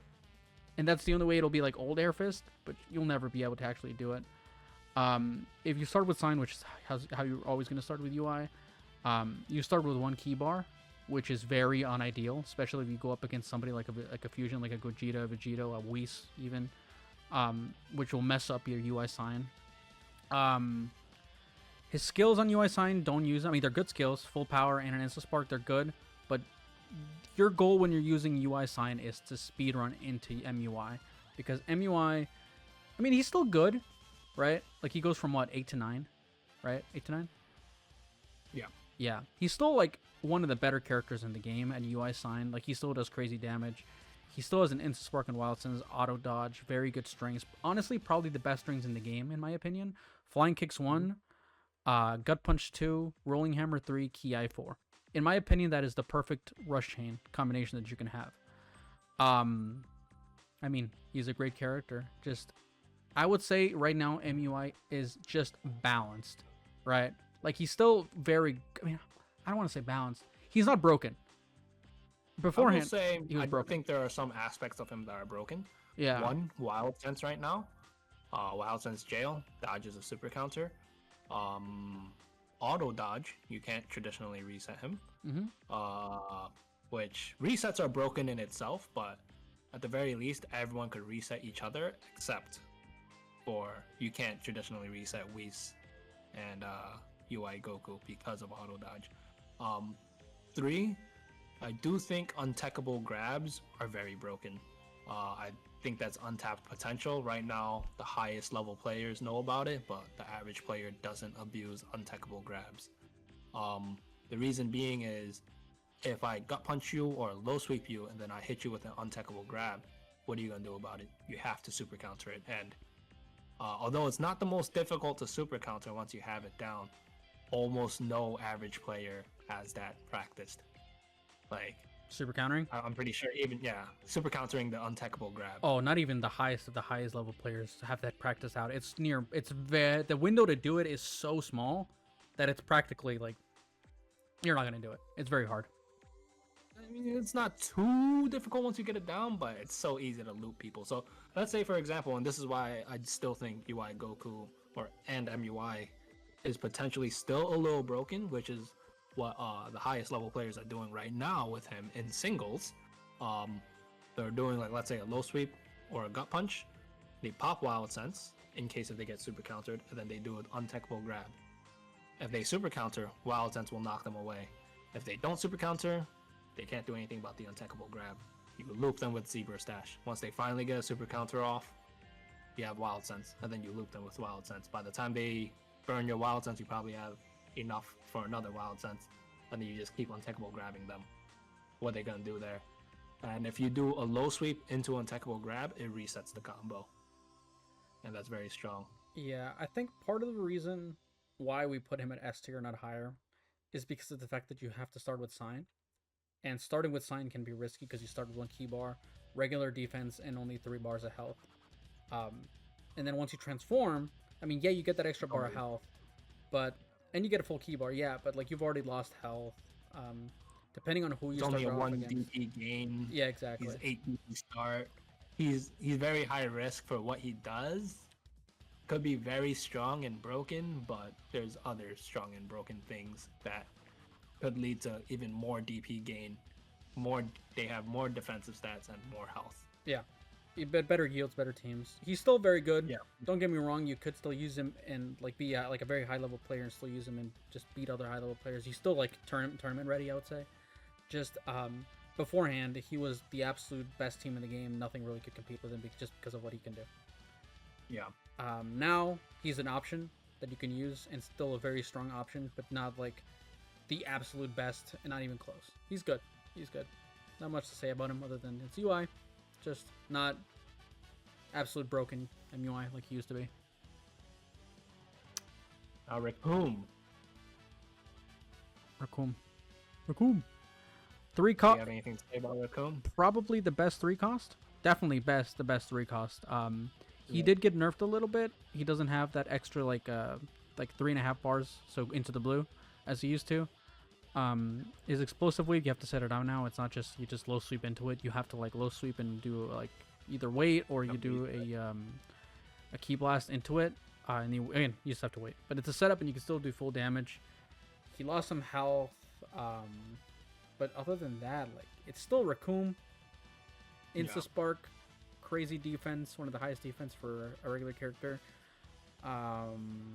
Good damage, good key blast for some reason. Yeah.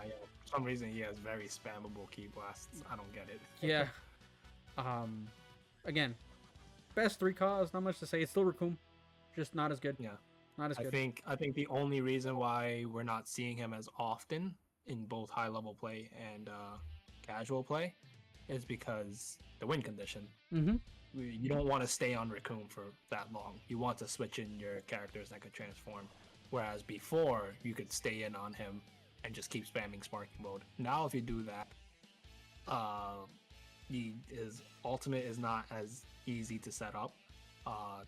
2, they nerfed Sparking that it's easier to stall out now because you could spam them with Key Blast and you could deflect any Key Blast, whether it's charge or regular Key Blast.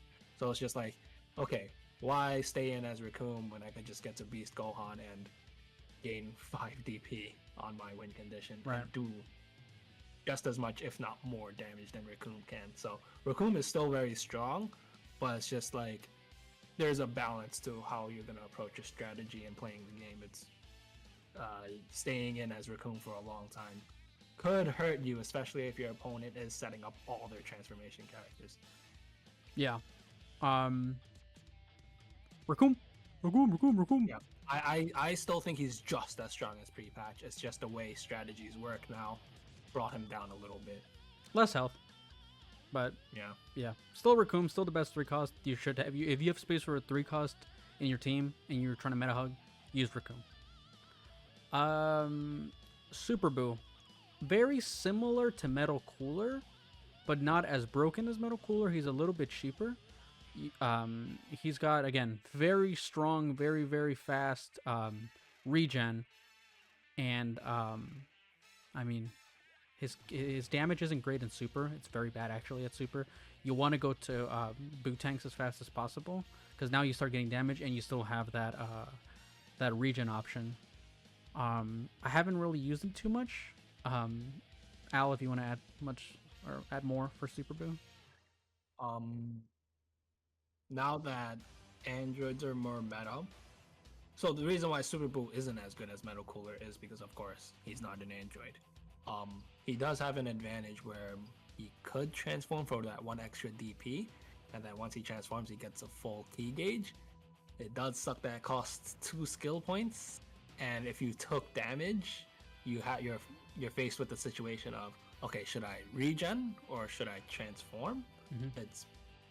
It's a decision you have to make, and maybe you take the risk to go for the regen, and then you can't transform, and your opponent is setting up on you, or you take the risk and you transform and you could die because you didn't regen. So there's some risk to Boo, but at the same time not really because he can regen. So it's a weird situation, but he is still very strong. If you're very good at key management, very good at super countering, Boo could feel unkillable at times. Yeah, similar to a Metal Cooler. A similar type of character, just slightly worse, I would say. Yeah, it's just that Metal Cooler is easier because he charges key for you, and he does more damage. Yeah, I will say Boo could reset. He can. Yeah, he can. Yeah, That's about all that really has over Metal Cooler. He can be used again 6 cost, so he's cheaper, so he allows you to use a 5-man if you really wanted to. But yeah, he's good. Not much to say about him other than that. 16. 3 key bar start. 3 key bar start. 3 key bar start. This is yeah. So 16. This is your guy. This is my man. Very broken stats for a 5 DP. Extremely high defense. Extremely high damage. 3 key bar start.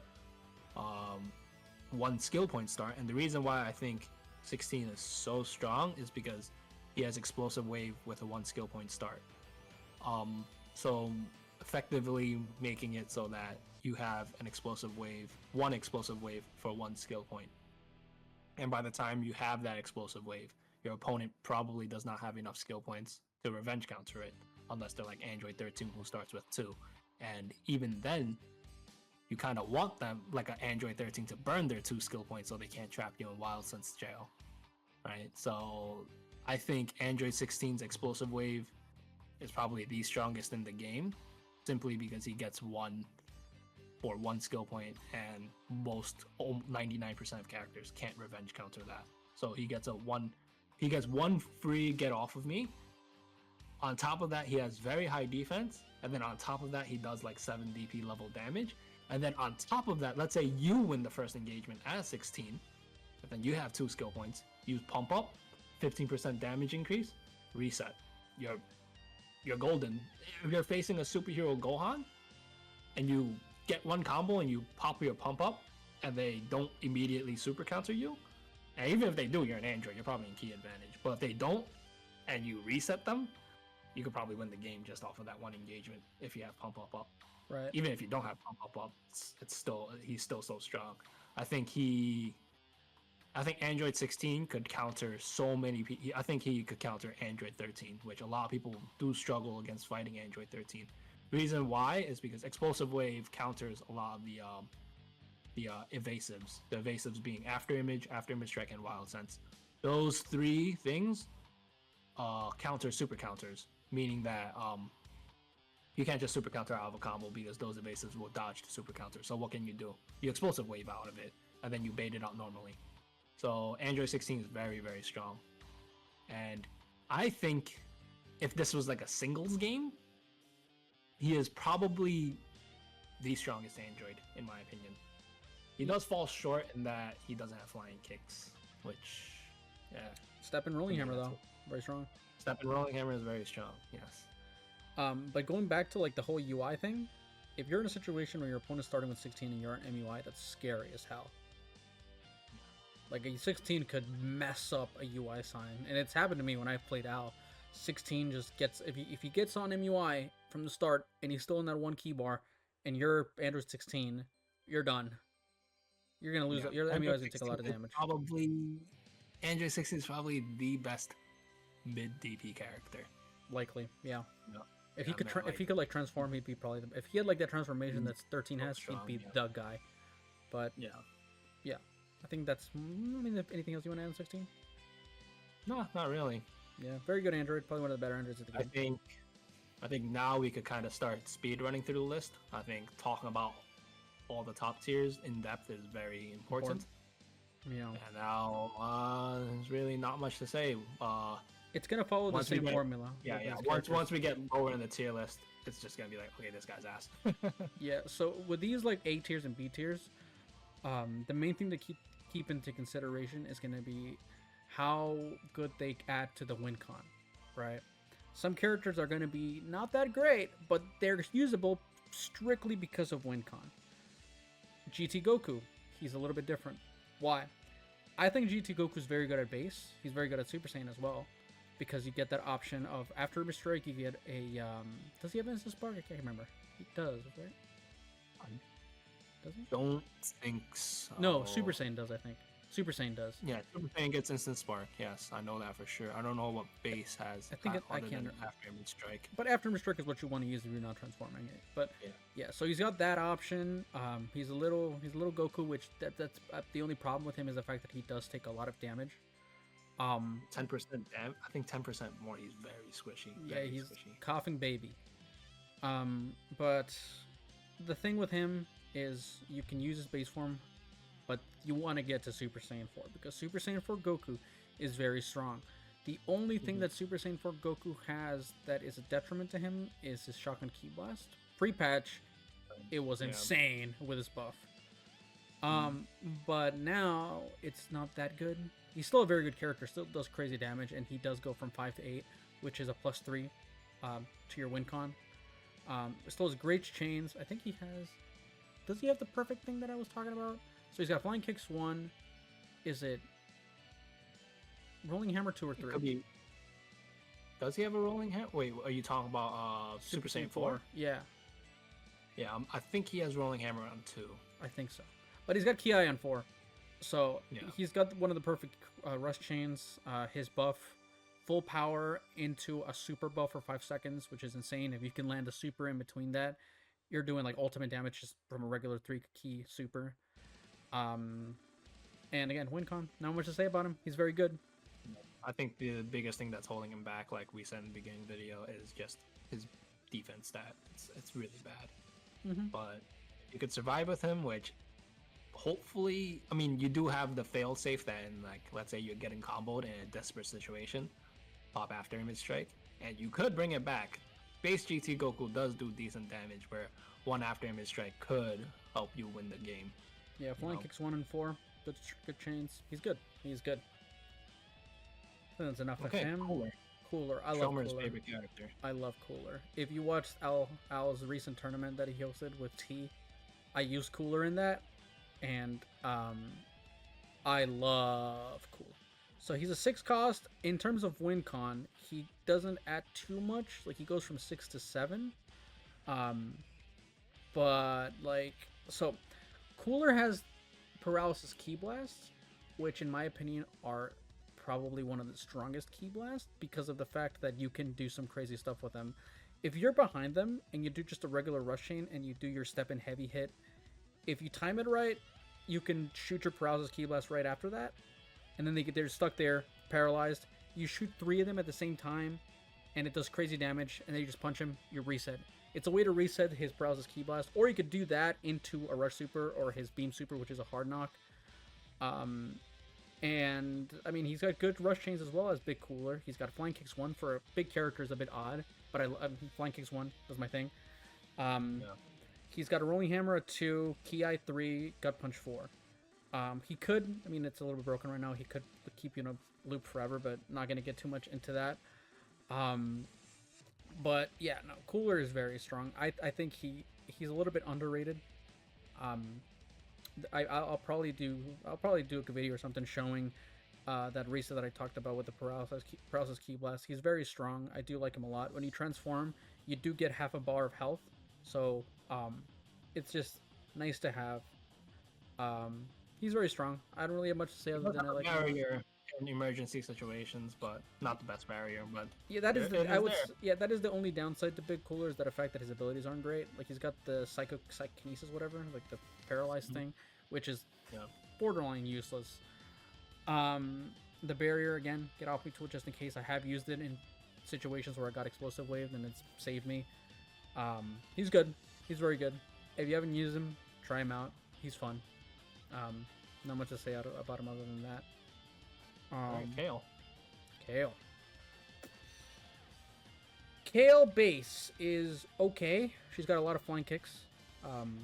She's a little bit squishy, but with her, your goal is to get to Berserker Kale, because once you're a big Kale, she's like a raid boss. Yeah. Not as strong as she used to be because her Vice Shout got nerfed where it takes a lot longer to activate. It can still catch. It's not like comically slow. Still the best paralysis in the game. It's still the best. It still comes out relatively quick. It's just not as instant as it used to be. Like if your opponent does it, you could react to it and sidestep. But a lot of times it can still catch if you're doing something. Like if you're in the middle of animation or something, she does it, it will catch you. And then she can go straight into her grab super, which is just like a guaranteed like bar of health, just there for free.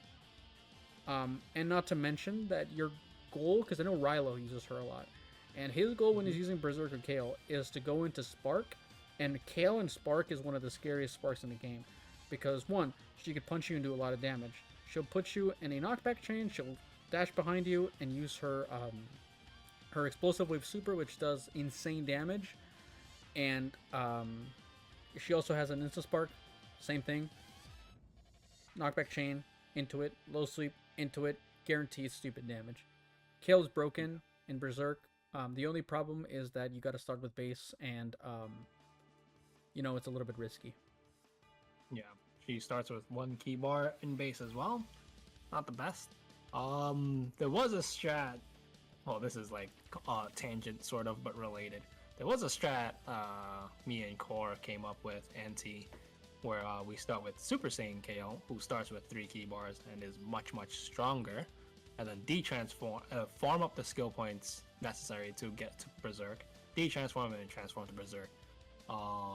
That isn't as viable now because of WinCon. You're only gaining 1 total DP off of that, but if you want a less risky way of using Kale that doesn't benefit WinCon as much, if you don't care for the WinCon, you could do that. Starting as Super Saiyan Kale, you could still have Beast Gohan on your team, and if you can't get to Berserk Kale, that's fine. Oh, also Super Saiyan Kale has Wild Sense. Wild Sense Jail is a big thing, which, I mean, we've been talking about Wild Sense Jail. I kind of alluded to what it is. I mean, you get a low sweep, pop Wild Sense. If they super counter you, and you don't vanish the super counter, you let your Wild Sense activate, you knock them away, and then you just Zebra Slash loop them. Any character with Wild Sense and a regular Ki Blast, very, very strong. Very strong. So I do think Super Saiyan Kale is a very underrated character, very strong character. If you like Kale and you don't like base Kale, then that's a good strat for you. It's just not a very win condition-y type of strat. Yeah, I think that's pretty much it for Kale. She's still very good, very strong. Get to Berserk and do your thing with her pretty much. Adult Gohan. He's gone down a lot since the old times, because before Superhero Gohan existed, he was kind of like the staple for DP, him and Trunks. But, I mean, you could still use him, but like it's kind of in the situation where it's like, why would you put Adult Gohan on your team when Superhero Gohan exists? They cause the same. You could do both. You could do both. You could do both. But if you're in a situation where you have to pick one, you're almost always going to choose Superhero Gohan. No, the crazy part is that we could do Z Broly, Superhero Gohan, and Adult Gohan and still have a 4-man team. Yeah. That's like pure WinCon. Pure WinCon. Just run away the whole game and transform it. That's why I hate the new win condition, because that is a possibility. And no matter how much, well, not no matter, but like you can do a lot of damage to them, not take much damage. But if they successfully get all their transformations and switch out, you could lose the game because of that. Yeah, the WinCon, like they'll get just crazy amounts of health percentage that you have to get down before you can equal it to yours. Yeah. I mean, as a character, if you want to talk about it real quick, he's got full powered base, good strings, full powered Super Saiyan. Once you go explosive waves and Super Saiyan as well. Once you go into Super Saiyan 2, you gain instant spark, but you lose your full power. He keeps the explosive wave and he gains rolling hammer. Yeah, I think Adult Gohan, if we're talking about like a character that is like a jack of all trades. He is, and also just like midline stats, baseline stats. I think Adult Gohan is probably the best character in terms of like jack of all trades or like balance wise. Like he's not super broken, but he's not super bad either. He's probably he's probably the best balanced character. He has like maybe one broken skill, explosive wave, full power charge, wild sense. He could be better, but he's not the worst either. I do think that's why we put him A tier. You know, he's very good, but he's not extremely good. The best thing about him is that he goes from 4 to 7 DP, in my opinion. Mm-hmm. Yeah, balanced and good, or decent, I would say. Yeah. That's why he's there as the lower part of A tier, borderline B, but still good. You couldn't use him if you want to. That's about it for him. Now we're gonna get to B tier. The first character here, very controversial, but like you have to like keep into consideration what has changed in the game. Yajirobe, pre-patch, would go in Z easily. Yeah, probably more like top 3 characters in the game pre-patch. Yeah. But now a lot has changed. He's stuck inside like your team. He's stuck in the field for a lot longer because of the switch gain. Switch time. That's one thing. 2, front combos are true now. So you could, if you have like a high DP character or something against him, he'll just get melted from the front. They changed the tracking on Ki Blasts. So if he tries to elevator above, you could just shoot your Ki Blast and it will track. So he can't just get a free bean off just because he goes up, which is good because, you know, his bean is still like, I know it's expensive, but it's still probably the best skill in the game. You pop it, it's quick, full heal. He dies quick. His sword slash got nerfed. I mean, not just his, but everybody's. You can't just loop people with it. His damage is very bad, which is good. He shouldn't do. He's a 2 cost. But I mean, that's about it. He dies a lot easier now. He can't get his bean off as easy, which is part of the reason why we put him in B tier. I think, as we keep saying, the win condition also brought him down a lot because you have to think of things as like a trade situation. Keeping Yajirobe in and basically tickling your opponent while they do all their setups, it's not worth it. You could easily just stall yourself out the game. Like, let's say I'm facing a transformation team with Yajirobe.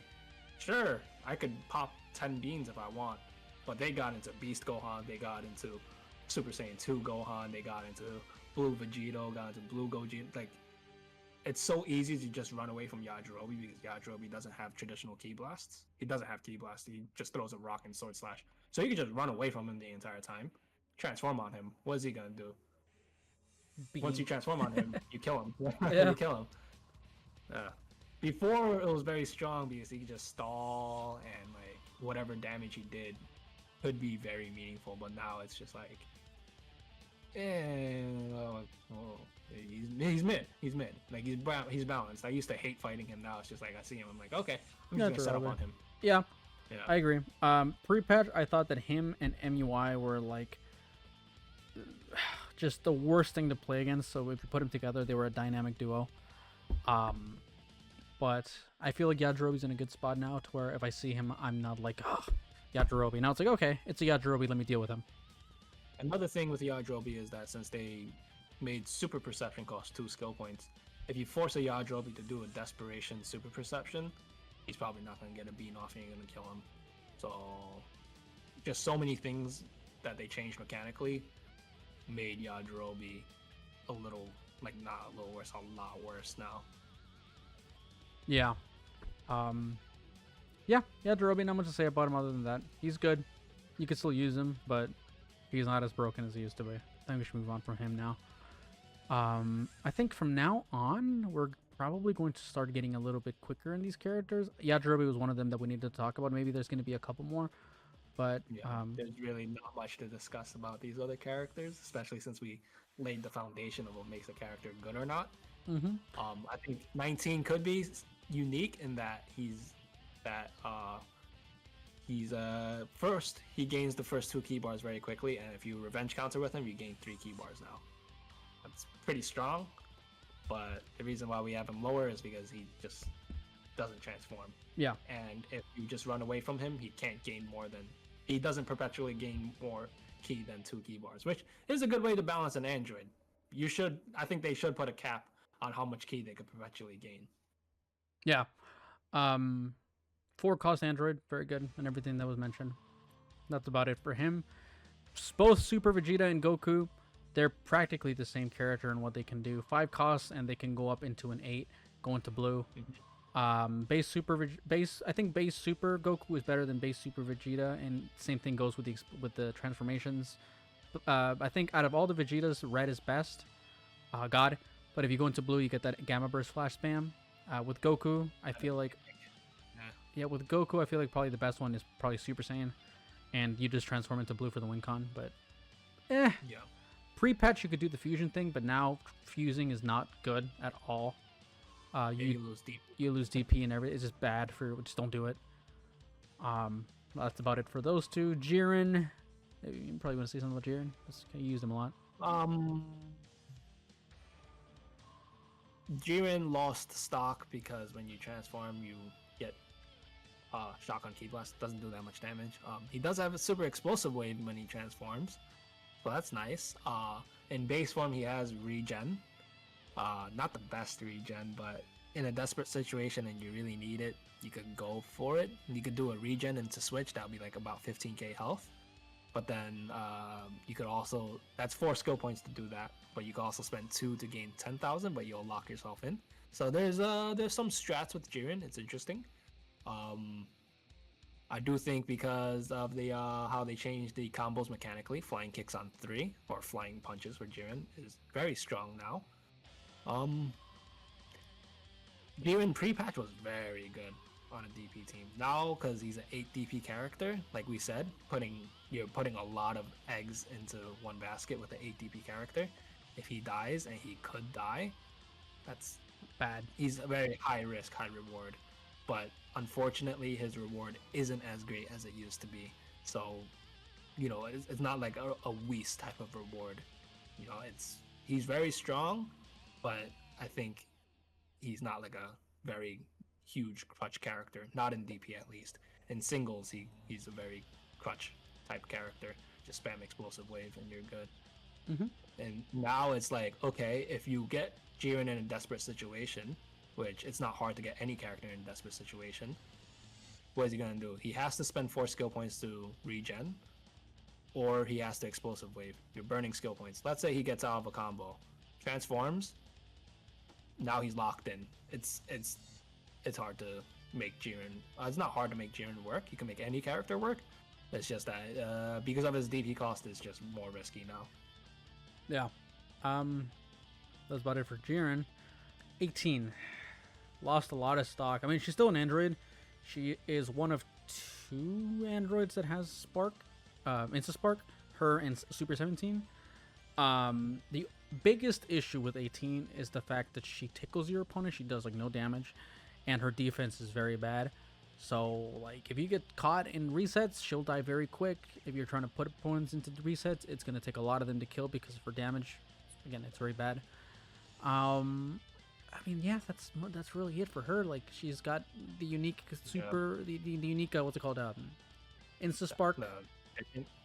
Supers? Oh, you're talking about? Oh yes, Spark? I mean supers. Yeah, you get the option between if you choose different outfits, whether you want to use the destructive disc or the beam. I think the beam. What's better, super fast beam or the destructive disc? They buffed them. They're quicker. I don't know. I mean, you use 18 more. I've never really used 18 like that, so I can't really say. The discs are unblockable. Yeah, but they're nice. Double vanish. You could once you vanish one, you vanish both, pretty much. I would much rather go for the beam, just in case if they have instant spark, and I've been in situations like that where they're like further away from me and they want to use it, and I'm like, oh, what do I do? So I just choose their second beam, which is like the volleys, and they're like the worst super in the game. With like regen, instant spark, you really want a fast beam for that. Yep, I think the beam is better, but no, I don't think she's that great. Her barrier. If they let's say you use your barrier and then they try to rush you down to punish, you could pop your beam super and catch them. So there's that as well. Yeah. I mean, she's not bad, but not great either. Like, she's just a good character if you just like 18. She's cool. Frieza. This is Rilo right here. I mean, Frieza costs 5 DP if you start with base, if you go to first form or second form. Or second or third form, what's it called? Second and third form. What's it called? The second form you get, so he gets explosive wave, and a buff. I never really understood why people like him so much. If you want to, I mean, he can transform and get health. He also gets DP, but that's just now. I know that people liked him before. Yeah, what a lot of people like to do with him, they don't really even play him. They just like take that. He's like more of a stall character, which in this meta, stalling could hurt you depending on your opponent's team. Yeah, but he was a very good stall character before this patch. He lost stocks because stalling could be bad, right? Depending on your opponent's team, like I said. But the reason why he's such a good stall character is because if you do all those transformations, and you start with second form, that's 5k, 5k again. Yeah, so you can gain a total of 10k. And once you get to full power, 100% Frieza, you get a full key gauge, and 100% Frieza is very strong. And then you also gain 2 extra DP. So you do gain a lot for the win con. I just don't think Frieza, second form Frieza, is the best. He has very good defensive stats, very good melee attack stat. But he's just so slow. Anytime I've used him, he's just so clunky. It's so hard to like do anything, get any combos going. And he charges ki so slow, so you're gonna be in a ki disadvantage. I feel like it's a little tough to make him work, especially since when you transform, you lock yourself in. Yeah. You just like you lock yourself in, and then you lock yourself in again. You know, so it's hard to, in my opinion, it's hard to make him work. Yeah. He is good for win con. If he does survive, you could win con people. You could. Yeah, I mean that's about it for him. Moving on to Raditz. Raditz is cool. I like Raditz a lot. He's a 3DP. He starts with 1 key bar, which is his main setback. But if Raccoon wasn't, if you're bored of Raccoon and you want to use another 3DP, Raditz is probably your next best option. Good rush chains. He's got an instant spark. I mean, he's just good. He's just good. He's a great offensive character. Yeah. I mean, that's really about it for him. He's good. The only thing that's really holding him back is 1 key bar start. But I mean, other than that, like he's just a good character. He's just a fun and good character. He's got a lot to him that can be used. That's about it. He's just good, fun. For 17, same exact thing as 18. The only difference is that I think he probably has better damage and defense, but he's also a 6 cost, which there's better options. I think his barrier 2 skill points. I'm not sure. Is it? I think so. Yeah, his barrier is 2. Yeah, I mean, it's still punishable. Barriers are not as good as explosive waves. I mean, the main thing is sitting there. The only reason that 18 is above him is because she's a 5 cost and he's a 6 cost. That and Super 17's ultimate. Oh yeah. Costs and health. You don't want to use it. Yeah. So that's that too. But yeah, that's about it for him. Z and Goku, Z and Vegeta. Z early Vegeta here. Oh, so Z early Vegeta. They're there because you can use them if you want to, if you like them, and they can go up from 5 to 7, 8, 7. ZN could go to 5 to 7, but it does cost 3 skill points to do, so that's But that's why they're mid, because there's way better options out there, but at least they do have that option if they want. Z early Vegeta can only go from 5 to 6. It sucks that it costs 2 skill points to go to Super Vegeta, but he's still a decent character. They're not too expensive to use. You could still fit Superhero Gohan. You could still fit even Vegito if you want to, if you want that. Yeah, they're just mid characters. They're not extremely viable, but you can make them work if you're a good player. 100%. Win con. That's about it. Next one is probably one that we need to talk about a little bit here because he's lost an insane amount of stock, and that's Sword Trunks. So pre-patch, Sword Trunks would easily go up here and broken Z tier, easily, because he had crazy zoning abilities. He still has probably, I think, the second fastest Insta Spark in the game, right after Super Broly base. But it's negligible. It's still like it's almost instant. The main thing that's like been taken away from him is the fact that Sword Slash isn't nearly as spammable as you could do before, and also you can loop people with the Sword Slash. Same thing like we said with the Yajirobe. You can't just keep people in like an infinite loop with him, which is like a reset from a knockback chain. You just get their back every time. I mean, he's still good. He does have After Image, which is very strong. Again, also with that instant spark. His supers aren't great. I mean, he's got like a regular, like a big, like a ball super, and he's got a rush volley, right? He has a rush volley, right? He has a volley super. I said not rush volley. Yeah, just volley. I don't know why I said rush. A volley super, which is useless. So really, he's got one super. He could go from 4 to 6 for 1 skill point. That's kind of his saving grace. Yeah, and then you get explosive wave and his insta spark, which is one of those. It's kind of funny. His he's got crazy end lag on his Super Saiyan explosive, Yeah, so it's just it wastes like 10% of your sparking mode. Yeah, it's so bad. So you get like one of the best insta sparks to probably one of the worst insta sparks, but you know, key you get that 6 DP, that +2 gain on it. So he's still good. You could use him if you wanted to. You could pair him up with a bunch of teams. He just isn't your like go-to guy like he used to, just because of nerfs and. He used to be like top tier. It's crazy. Yeah, like beforehand, he'd probably go next to Broly. Like he really would, Z Broly. But he's lost a lot of stock. He's just not as good. Not much to say about him other than that. Baby, you like Baby? I do like Baby. I think his strongest suit is that he's kind of like a pseudo android, and what I mean by that is that it only costs 1 skill point to get a full key gauge through his transformation. If you do get caught and you're in a desperate situation as Base Baby, then you have Explosive Wave to save you. If you do get a combo, then you could transform full key gauge. If they super counter you, you probably win the Vanish War unless they just super counter the hell out of you. Once you get 2 skill points in his transformed state, you could have After Image, so you could loop people. You could avoid super counters with After Image, and then on top of that, avoid super counters because you have a full key gauge. And then once you're done with that, you can either switch out or transform again for another full key gauge and do that again. So Baby is like one of those like mid-tier characters who are also high risk, high reward. He's just quite squishy. He doesn't have the best defenses. I mean, it is normal defense, but investing 5 DP on a normal defense character could be a little, but I think, and also he has triple ball key blast, which do a lot of damage. So if you do resets and you're looping people with After Image and you're at a full key gauge and you can just spam the resets all you like, you can do a lot of damage and you could kill characters like that.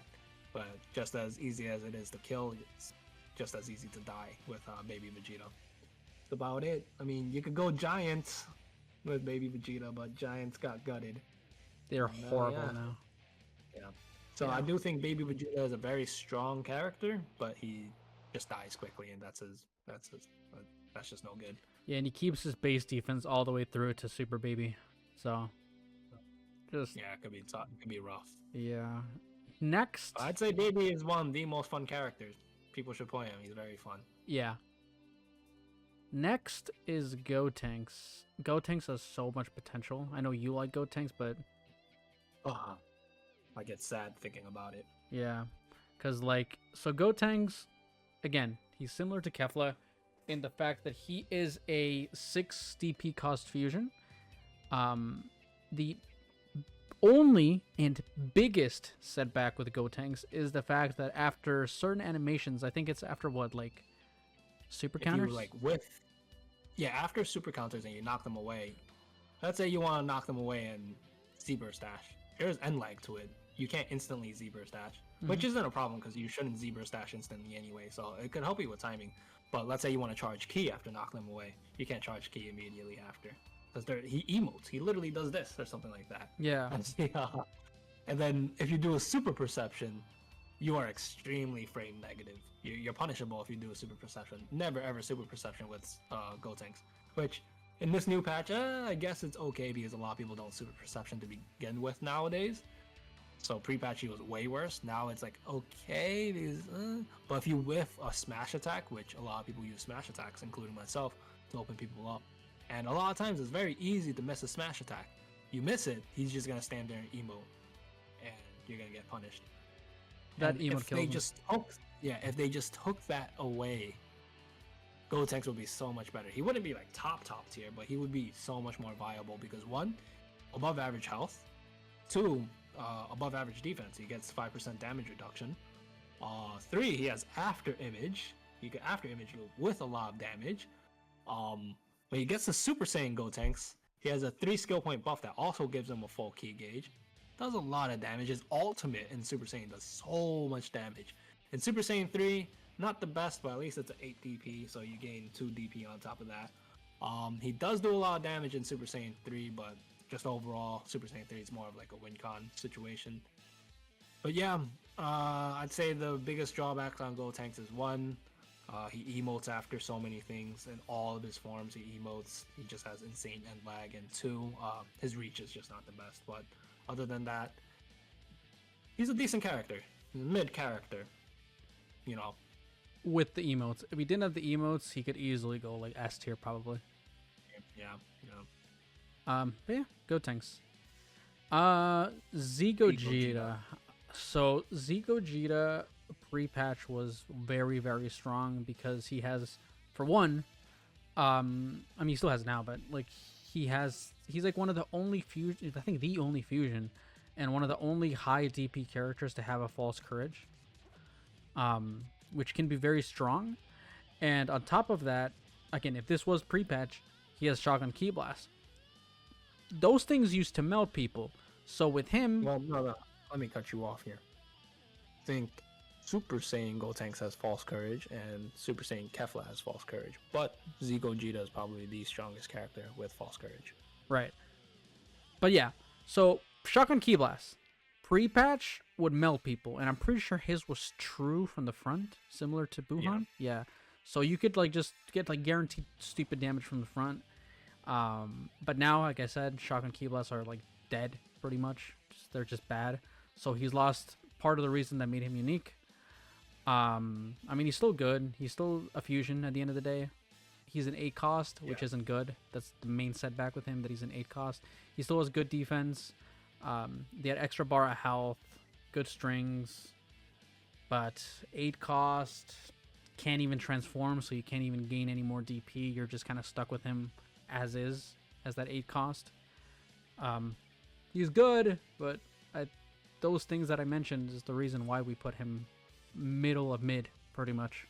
Yeah, I think he's probably one of the better high DP starters, like 8 DP starters. I don't consider a character to be like really high DP or like a high DP character until they get to like 8 DP, because that's when it starts messing with the 4-man team composition.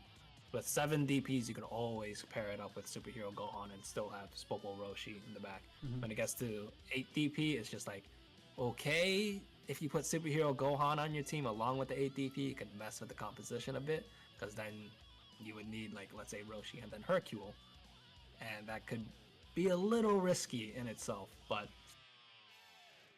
I think Z Gogeta, because of his stats, he is probably one of the better 8 DP characters. Mm-hmm. Easily. Next one is Little Vegeta. So I know that when he came out, especially like in tournaments, I saw a couple tournaments and just people that played him in player lobbies and ranked, they thought that, okay, this guy, I'm going to stick with base and I'm just going to use him as a boo or like as a middle cooler type of character where I'm just going to sit there and try and regen my way to victory. While yes, you can do that, Little Vegeta is extremely squishy, and he does like negative damage. Kind of like a 4 DP Yajirobe without a full health regen. Yeah, pretty much. Yeah, exactly. That's the best way to put it. I feel like if you're going to use this Vegeta, what you should be doing is not even trying to play him as a transform character. You should be trying to get to Super Saiyan 2, because once you get to Super Saiyan 2, he gains defense. Great. And he gains good damage, and on top of that, he gains After Image Strike. We talked about how strong After Image Strike is, and for a character that you start as 4, and then you get into a higher DP, into a 6 cost, that does good damage with After Image Strike, it's very strong. Mm-hmm. That's how this Vegeta needs to be played, not as a regen character, in my opinion. Yeah. You should only regen if you're in a very desperate situation, but if you're in a desperate situation, that's what makes a lot of these characters good or bad, in my opinion, is how they react in desperate situations. Mm-hmm. Right? If you're in a desperate situation as Daima Vegeta, and you're forced to use all your skill stock that otherwise on regen, and that skill stock could have otherwise been used for AIS, it's just like, okay, you just wasted a lot of time. What do you do from there? You gotta start from square one. And that's, how he reacts to desperate situations, not the best in my opinion. Yeah, that's how he should be used. I think that's really all I have to say for him. He's fun, just not a regen character. Yeah. Z-Mid Goku. Base Z-Mid Goku is very bad. Bad skills. Rush chains are just regular Goku strings. The cool thing about Mid Goku is when you transform into Super Saiyan Goku, into Super Saiyan Mid Goku, because he has a lot of what can make a perfect character. Great strings, Wild Sense, Insta Spark, good Rush Super, good Super like a Kamehameha, which you can do. There's a way to do it where you can kind of similar to a reset. You dash back, shoot your Ki Blast into the Kamehameha, and it's hard to vanish because it acts as it's smoke screen pretty much. It's pretty cool, and it's a knowledge gap, and it can hit a lot. I don't think it's very rare that people vanish it because they don't know about it. But because the cutscenes, like I think they buffed non-cutscene beam supers because they come out faster now. Yeah. And because there is no cutscene, it doesn't allow the opponent to like prepare for it. So right. Like if they don't know what you're trying to do and you just hit them with a no cutscene beam super after a Ki Blast, probably gonna hit them. Yeah, and it resets the damage. So once you do all the damage from the punches and the low sweep and the charge Ki Blast, and you shoot your Kamehameha, that's another 10k damage on top of that gets reset, which is very strong. I think you should put a clip on what you're talking about. So if you can remember when you're editing, just put a clip of it. But yes, he can do that. He's very strong, near perfect character. Not much to say. He's very good. I just think we have him in the middle because I think he's just like your average, the most average character. Mid Goku, he's mid. Yeah. Yeah. That's not to say he's bad, but like he's just a jack of all trades. He just, very good. He's just a good character. He's not broken. He's not bad. Yep. You get a little bit of win con from 5 to 6. Yeah. But fun. Topo. You know Topo. Oh, he's so bad in base, man. But if you could stall out and manage to get the God Topo has probably the best stats in the game. He has the most effective health. What do I mean by that? So there's regular health and then there's defense, right? If you have very high defense, which God Topo has Whis and Beerus defense, 15% damage reduction, meaning you effectively have more health. Topo has a full 50k health. If you factor in his defense, technically that's 57.5k health. That outside of Giants, that is the most health. He does a lot of damage. I'm talking about God Topo here, and he has flying kicks too. God Topo. Base Topo, not the best. Very squishy. I think he takes 5% more damage. 40k health. His saving graces, he has flying kicks 1. He charges Ki very quickly. Rush super, instant spark. He's a good character all around. What kind of just holds you back is 1, he's squishy, and since he's 7 DP, you are putting a lot of eggs in a basket. So having a squishy high DP character, ooh, but if you could maintain full health, get the 2 skill points to transform, and that's very strong, very, very strong. And of course, you can pair him with Superhero Gohan. So simply because of his base form stats, he not the best, but not the worst. That's why he's also in the middle of the pack. But transform, like I keep saying, very strong character. I believe God Topo is one of the most underrated characters. I don't know why I don't see more God Topos in singles. He is one of the best characters. Like, I probably don't see him much in singles simply because he doesn't have instant spark, but he's so strong. So strong. He's also a Key Blast archetype character, so he can shoot infinite Key Blasts as long as he has the key. Yeah, you could spam the hell out of the Key Blasts.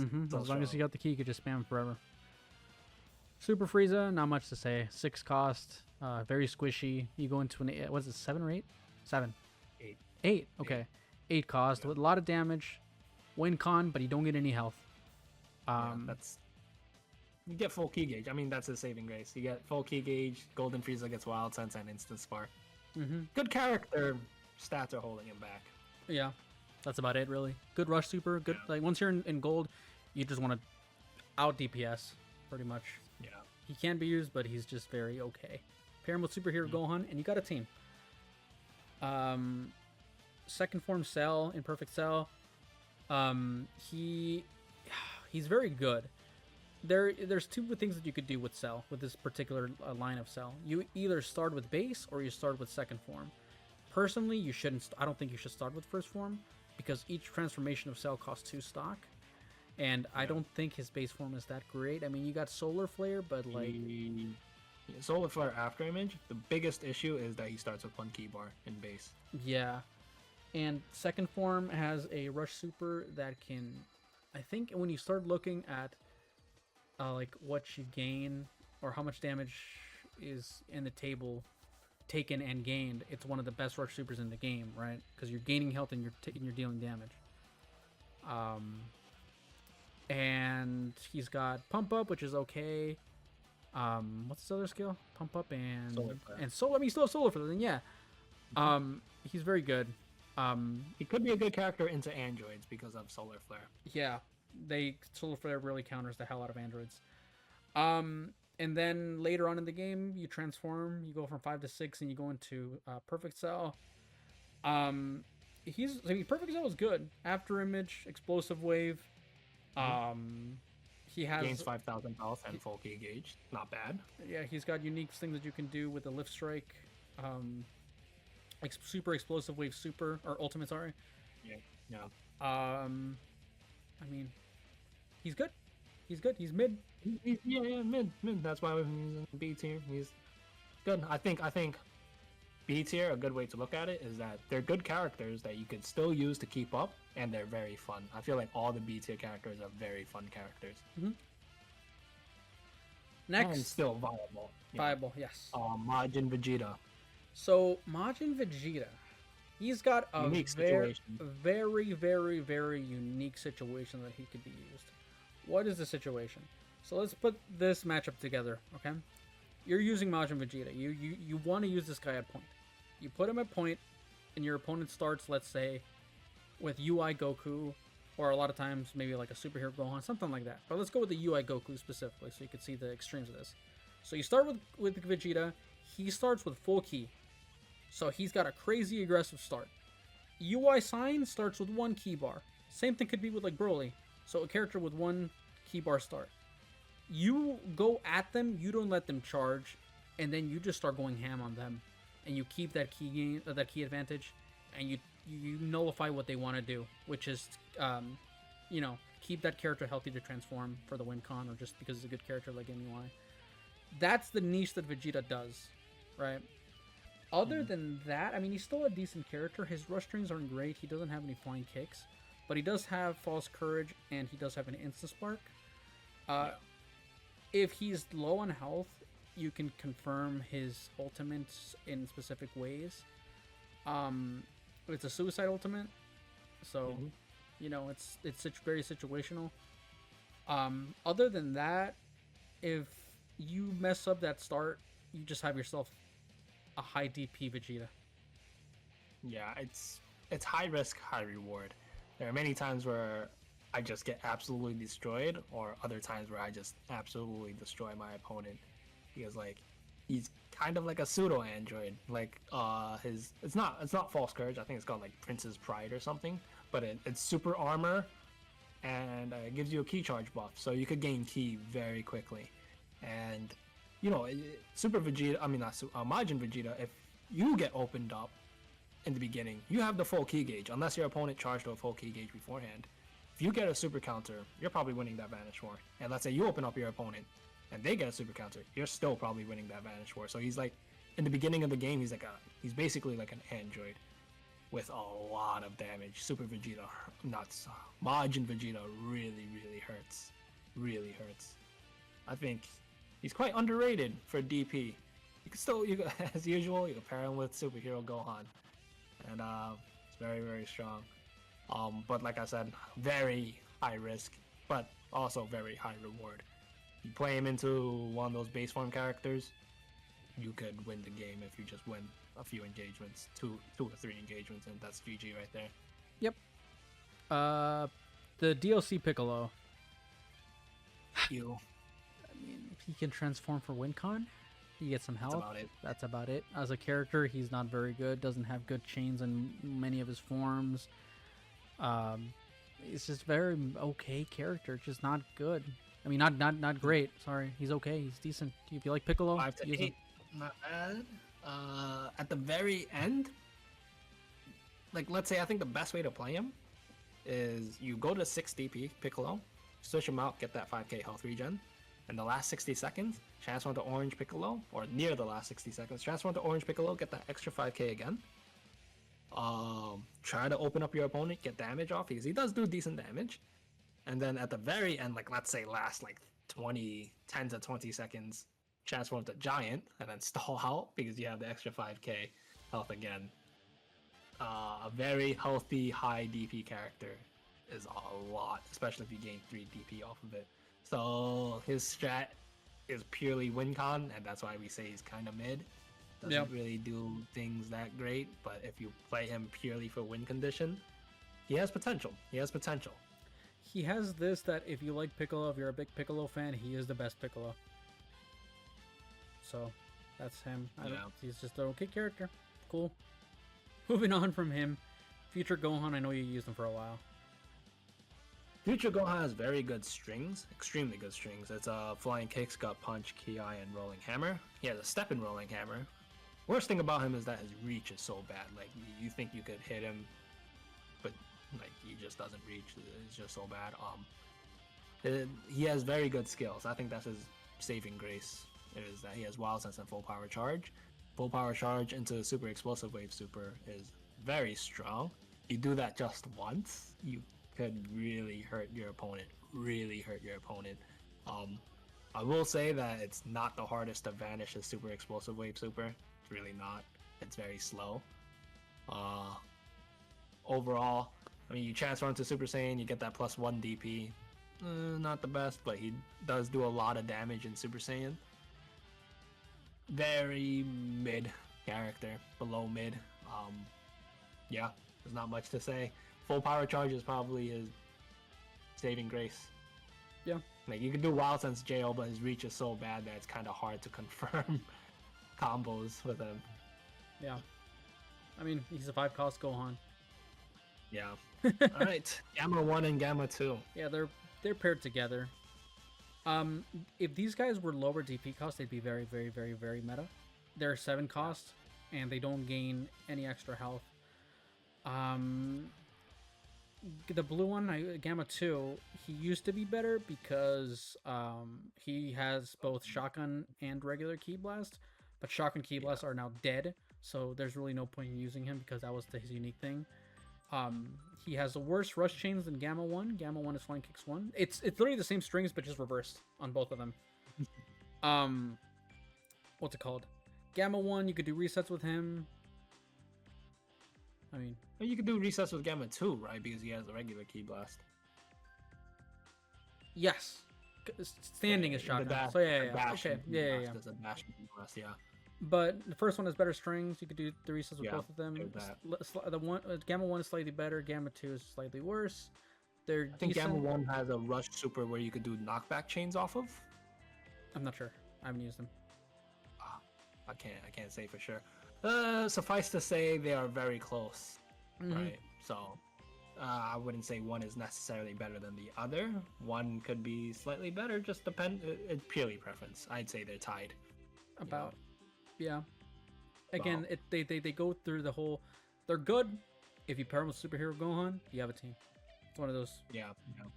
It's one of those situations. It's this is the unfortunate truth of the WinCon. If you want a viable team and also play a fun character, superhero Gohan really puts that together. Goku Black. Personally, I don't think Goku Black is good. Base Goku Black is just like any other Goku in my opinion. I mean, he's got some cool things to him, but the main thing with Goku Black is the fact that you go from a 5 cost to an 8 cost once you go to Rose. Other Gokus have that, but this here's just a 1 transformation. I think it's 2 skill points to do that. Yes, it's 2. Whereas so like Super cheaper. Goku could do that, but it costs 3. Yeah.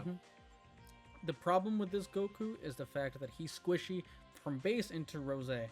It's very easy to lose Goku. Very, very easy. He has in Rose, he has the Scythe thing, which is kind of like a sword slash. It's not as good, but now it's even worse because of the nerfs they did to those types of Ki Blasts. He has instant transmission, which is useless, and he has instant spark, which is good. Whoa! Let's not call it useless. That'll trigger some people. It's okay. It's okay, but borderline useless. Borderline useless. Yeah. At the very end, I think Shromer could agree. I would much rather have a defensive skill, especially on a character that is squishy. Kind of squishy, yeah.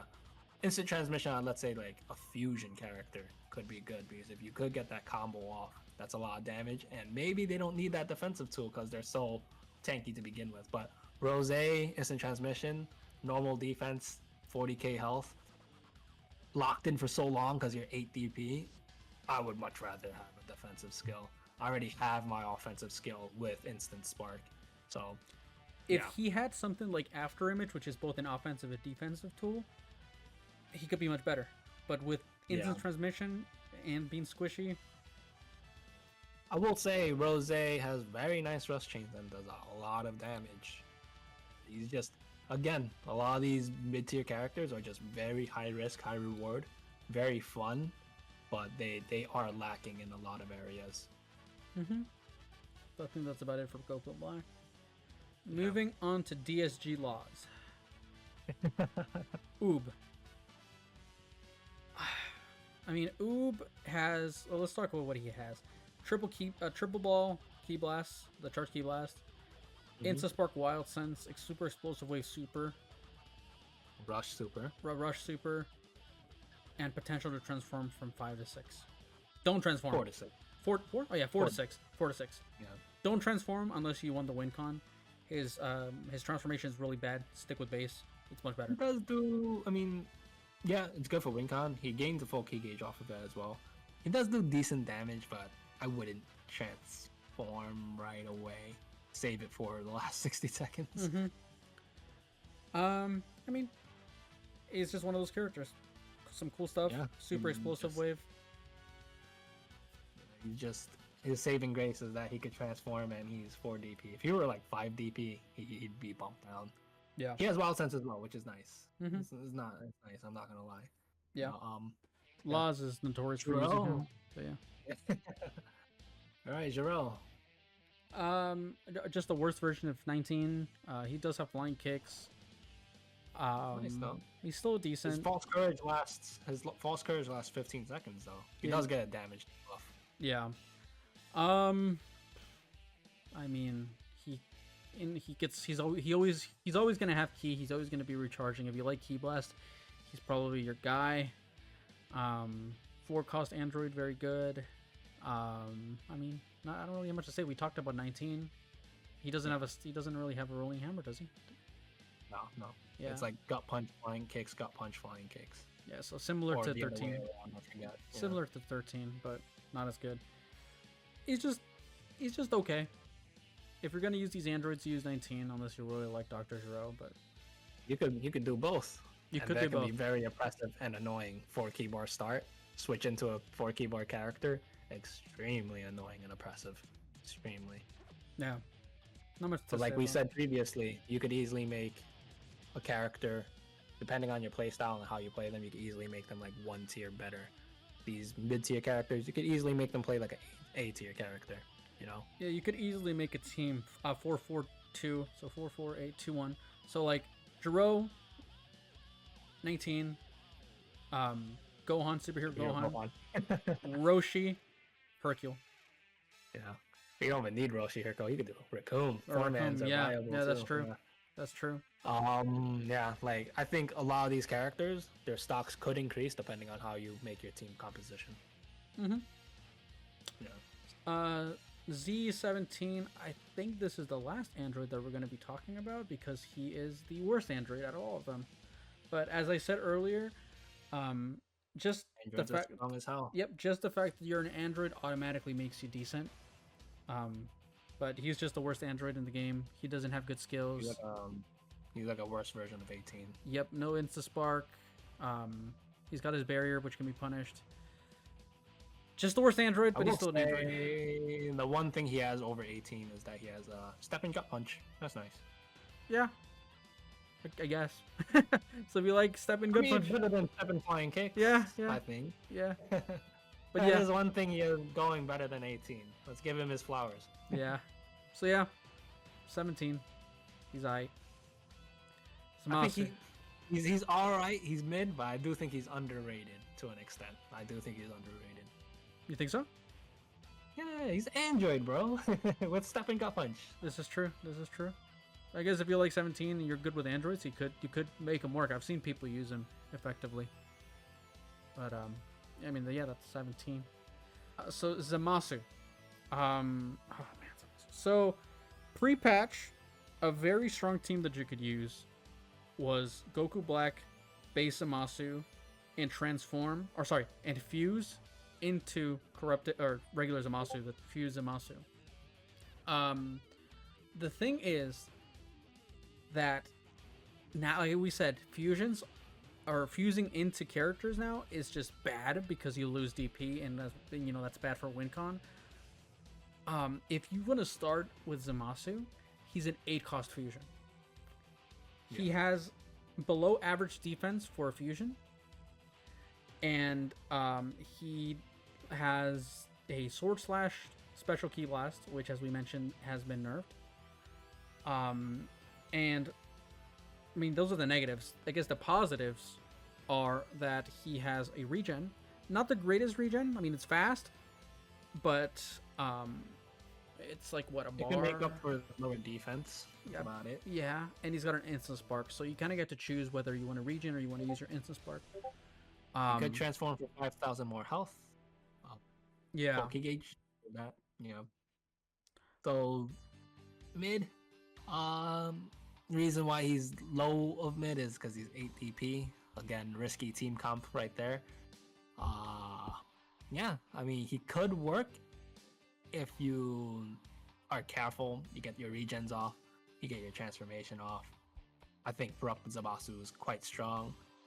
But yeah, it kind of sucks that Corrupted Zamasu doesn't have instant spark. Other than that, he's like a much worse form of UI Goku. Yeah. Yeah, that's about it for him. If you want to transform to Corrupted, Airface has been nerfed. Yeah, it is what it is. Yep. Kaba. Kaba, I think he has good skills in base. He has Wild Sense, Explosive Wave, very defensive character. Defensive skill set, I should say, but his stats are not the best. He has base defense. I do think his only saving grace is that he could go from 5 to 7. It does suck. In my opinion, I think Super Saiyan 2 Kaba is worse than Super Saiyan 1 Kaba. But gaining that 2 extra DP is not bad. And he has good skills. I think he has Explosive Wave in all of his forms, so that's great. Yeah, I think Kaba is just, again, another just all-around very mid character. I don't like him though. I hate him as a character. Yeah.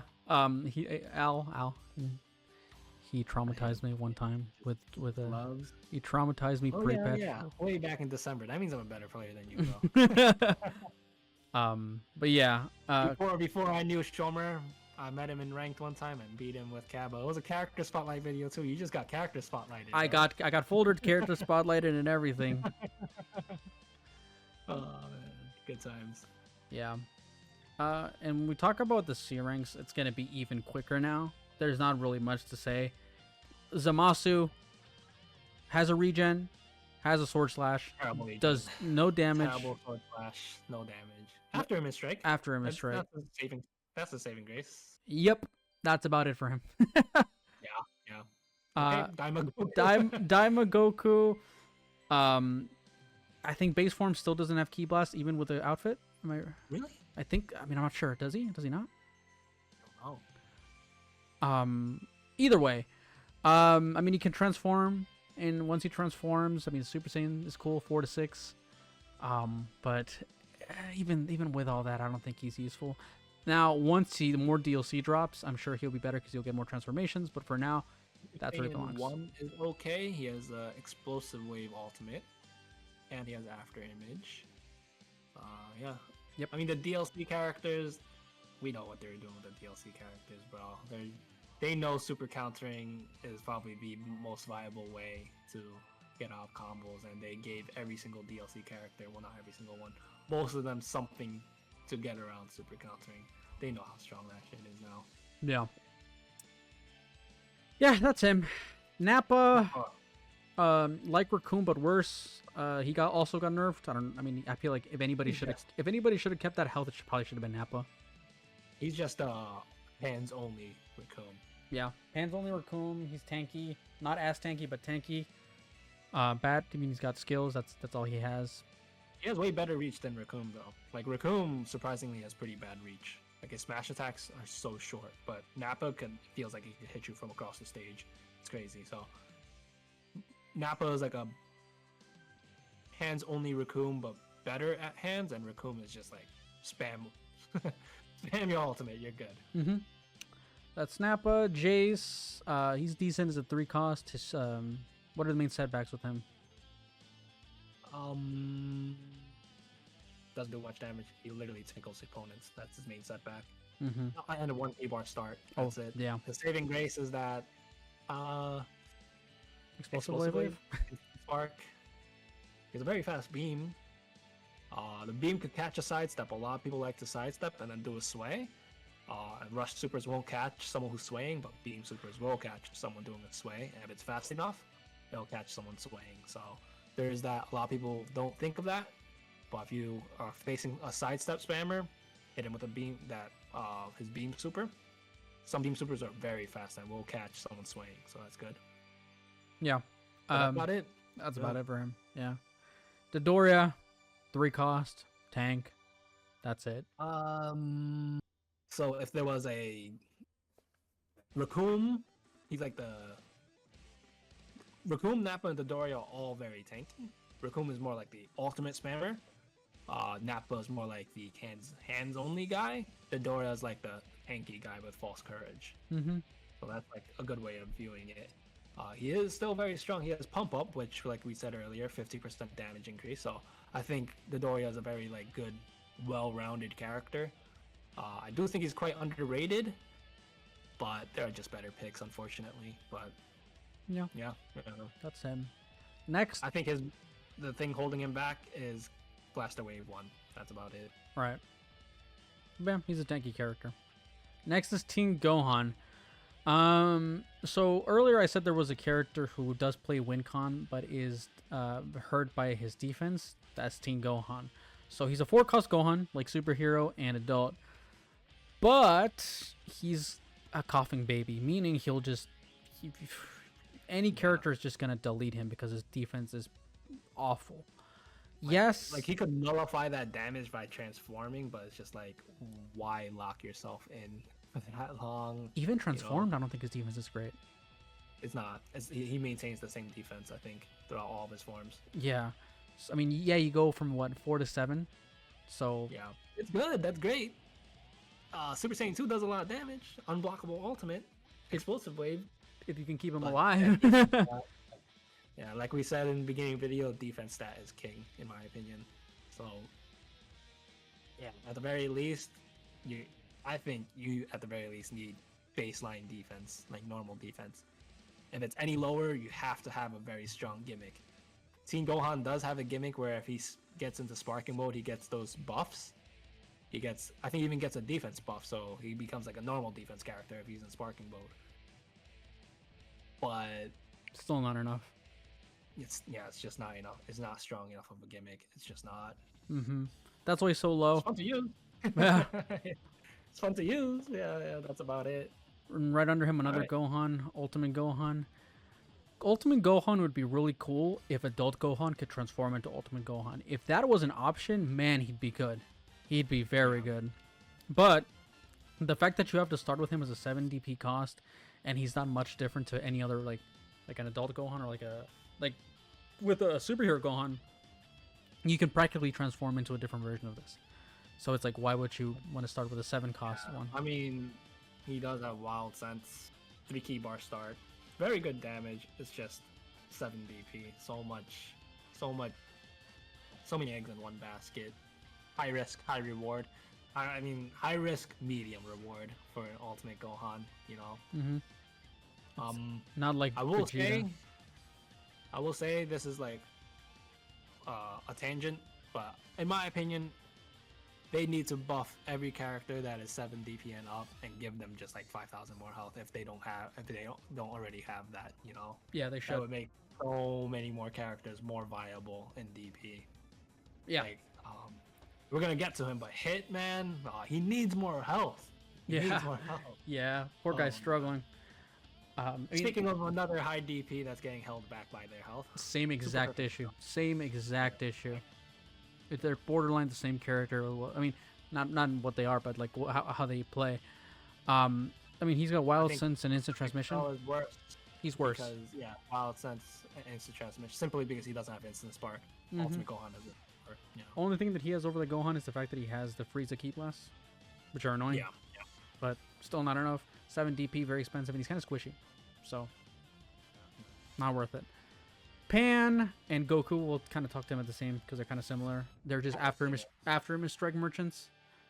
They start with, what is it, 1 bar? Or one skill, 2 skills? So three key bars and 2 skill points. So they could get 1 after image strike for 1 skill point, which is, I want to say, is very strong. They just don't do that much damage, you know. Like, I found that Goku actually does decent damage. does he? Yeah. Compared to Pan, he does okay damage, yeah. Okay. Not bad for 3 DP characters. If you really love the character, they could work. Mm-hmm. I mean, Goku has Nimbus Cloud. Style points. Yeah. It does look cool, yeah. Yeah. And he's a fallen character. I would say, maybe we could readjust this list right now. Goku is probably a little better than Pan. I think so. I mean, honest to God. I'd rather take a Goku than a Teen Gohan on Yeah. my team, honestly. I'm almost on. I think we put Goku too high. I think he should probably go down here. I only think he's okay simply because he has After Image, he has Explosive Wave Ultimate, and he has that +1 DP. That's about it, really. I think that's fairly fair. Yeah. But yeah, Deborah. Deborah, 6 cost after him strike merchant. Doesn't do the greatest damage in the world. If he doesn't use the after him strike, he's got that Mystic Breath or whatever. Mystic Breath is so bad. They need to buff Mystic Breath, bro. Yeah. So bad. Damage isn't great. He's got Sword Slash, which, as we mentioned, has been nerfed, so it doesn't have the same amount of like impact as it did pre-patch. He's got an unblockable super. Yeah, the cool key charge aura. He does have probably the coolest. I think for that reason, we should put him in Z tier, bro. Yep. But yeah, that's really it about for him. Deborah. Yeah. Very mid character. You get after him a strike up. That's cool. But 6 DP for mid stats. Nah. Yeah. Meh. He's cool. He's cool. Caulifla, you know that she has the fastest explosive in the game? Yeah. You could confirm it and do low sweep into it, reset it, and do good damage. That's it. I mean, she can transform, get some win con. What is it, 5 to 6? She has shotguns, I think. She does have shotguns in both forms, I think. So that's a. So many characters lost a tier because they have shotguns, man. Like, I was talking to one hit, and I was like, I think they did too much on the shotguns. And he's like, nope, they're perfectly fine. They are. He's traumatized, man.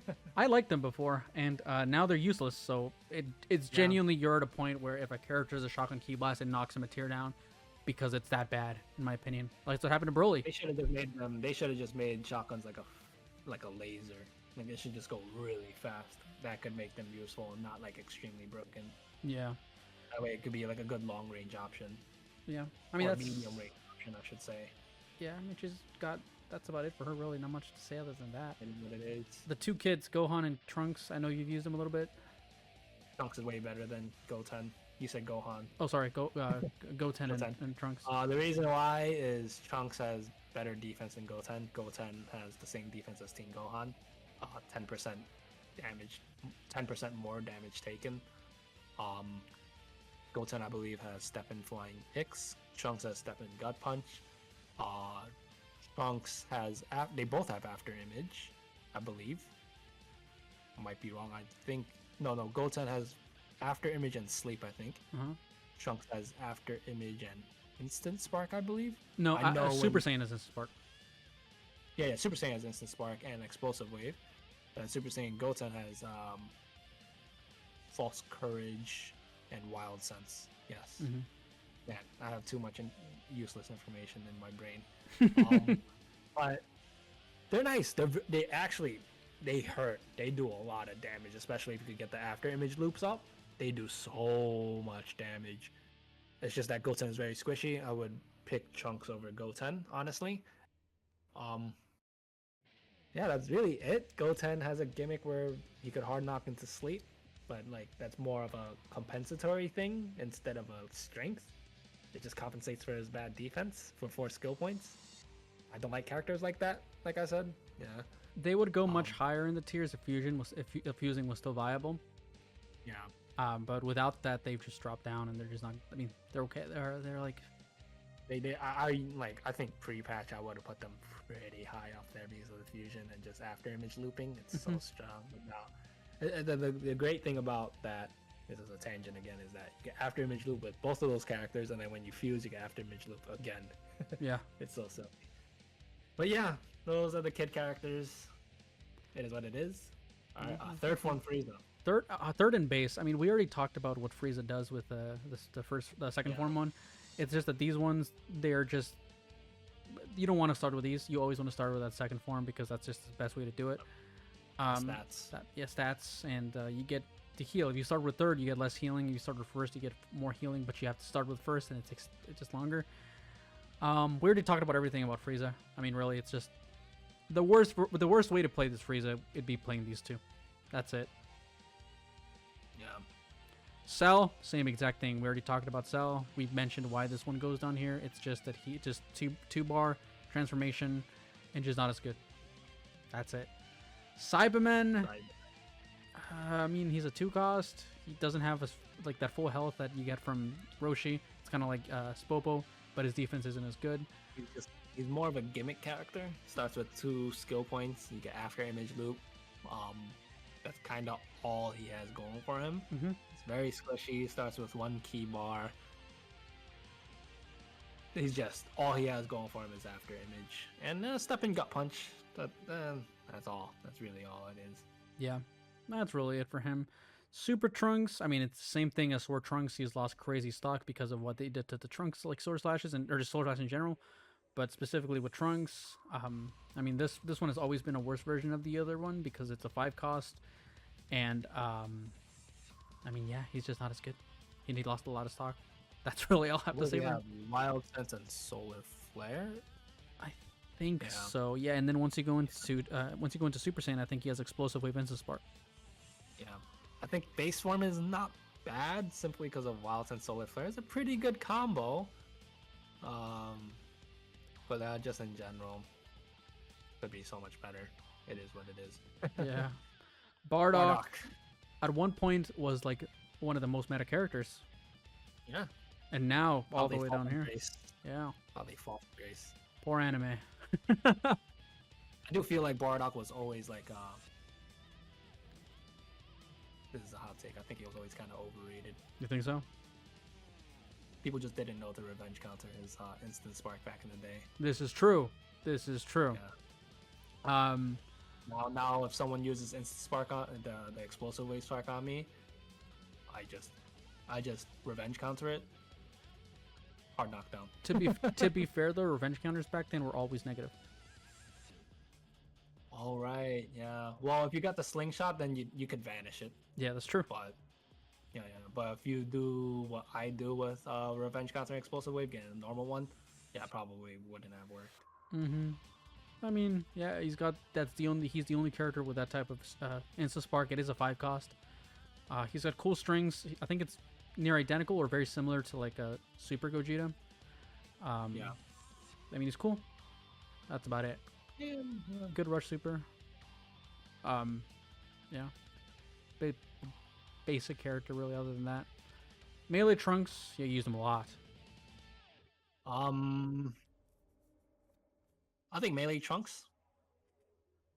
Surprisingly, a lot of people don't know this about melee Trunks, but he has very good stats. He has good defensive stats. I think in base form, I think base form has normal defense, but if you transform to Super Saiyan, he has 6% damage reduction, which is above average defense.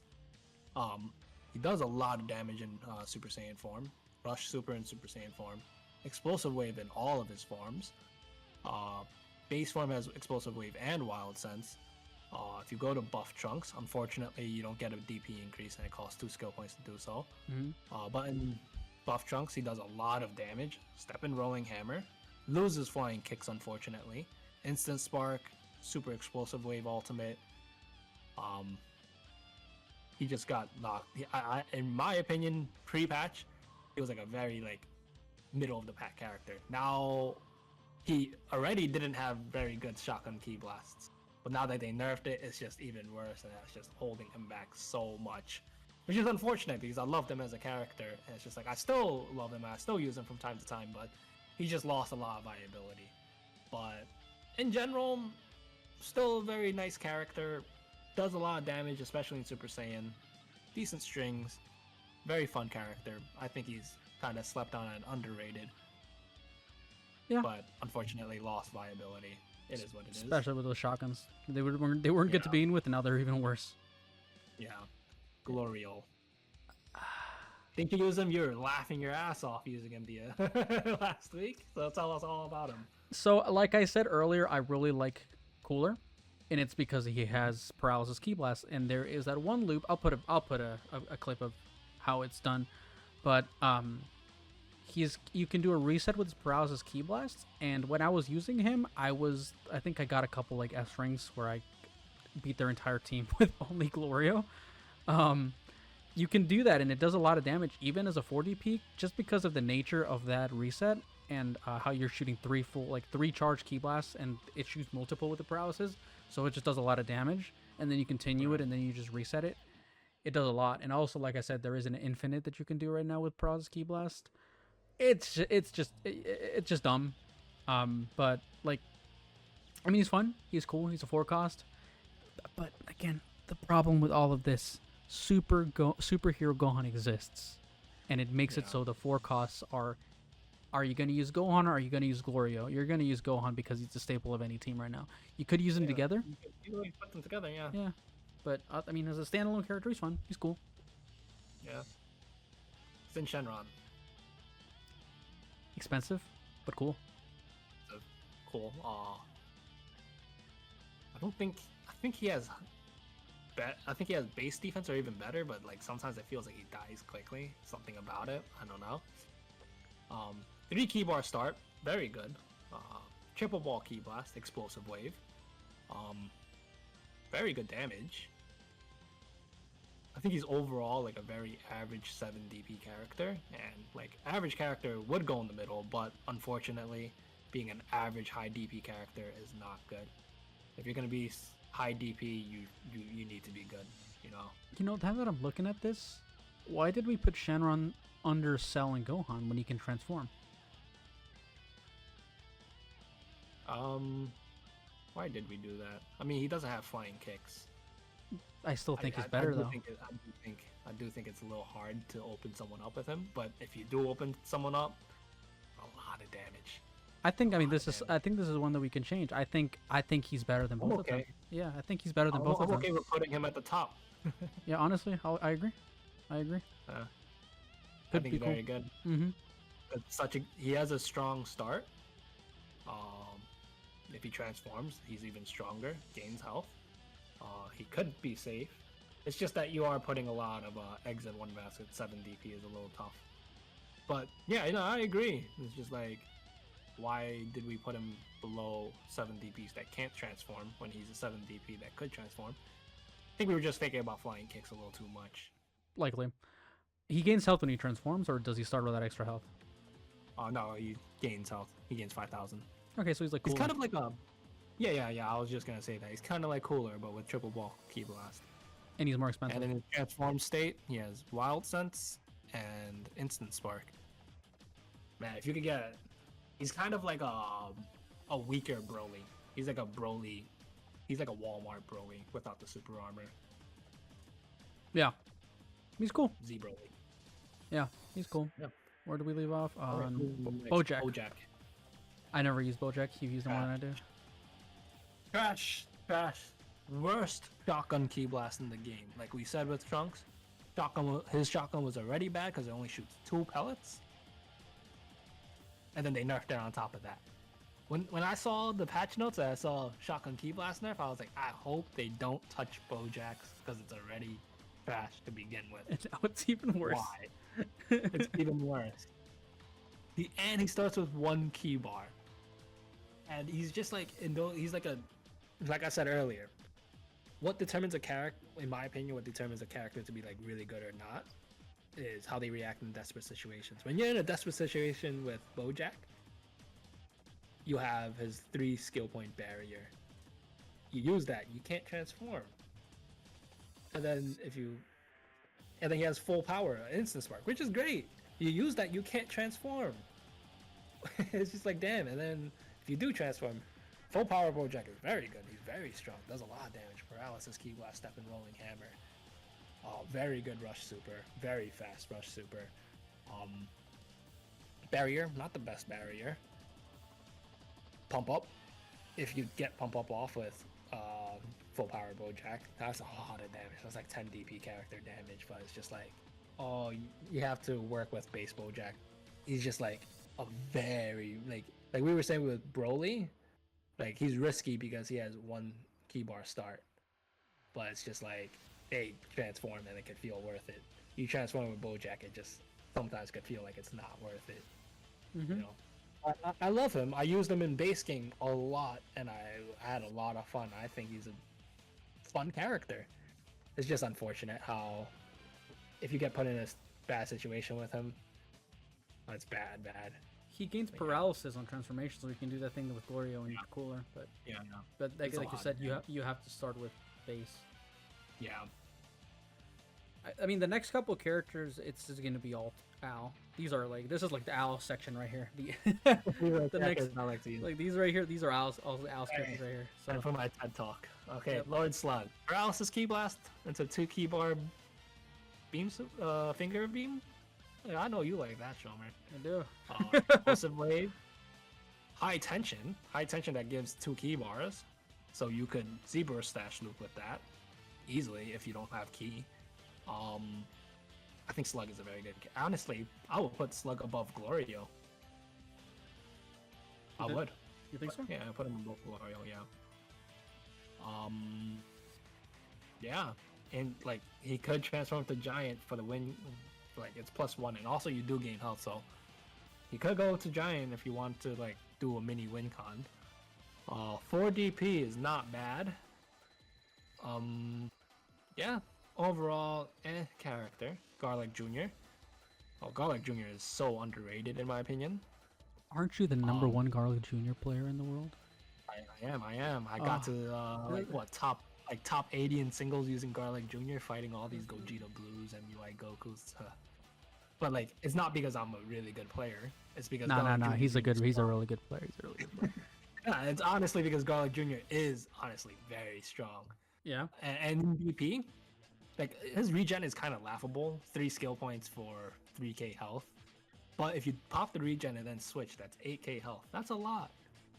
8k health on a really, well, I don't want to say really strong character, but like a strong character like Garlic Jr. That's a good amount. And he has an unblockable grab super, similar to Broly's. His ultimate is also unblockable. That's great. He just doesn't have very defensive skills. He's kind of like a 4 DP Roshi, except that, you know, DP could determine viability. So I'd rather have a character that's strong and 2 DP as opposed to a character that's the same thing but higher DP. So that's one thing. If you just change the DP values of a lot of these characters, their viability could change. So that's something that devs should look into, is changing DP values instead of just nerfing or buffing certain things. Right.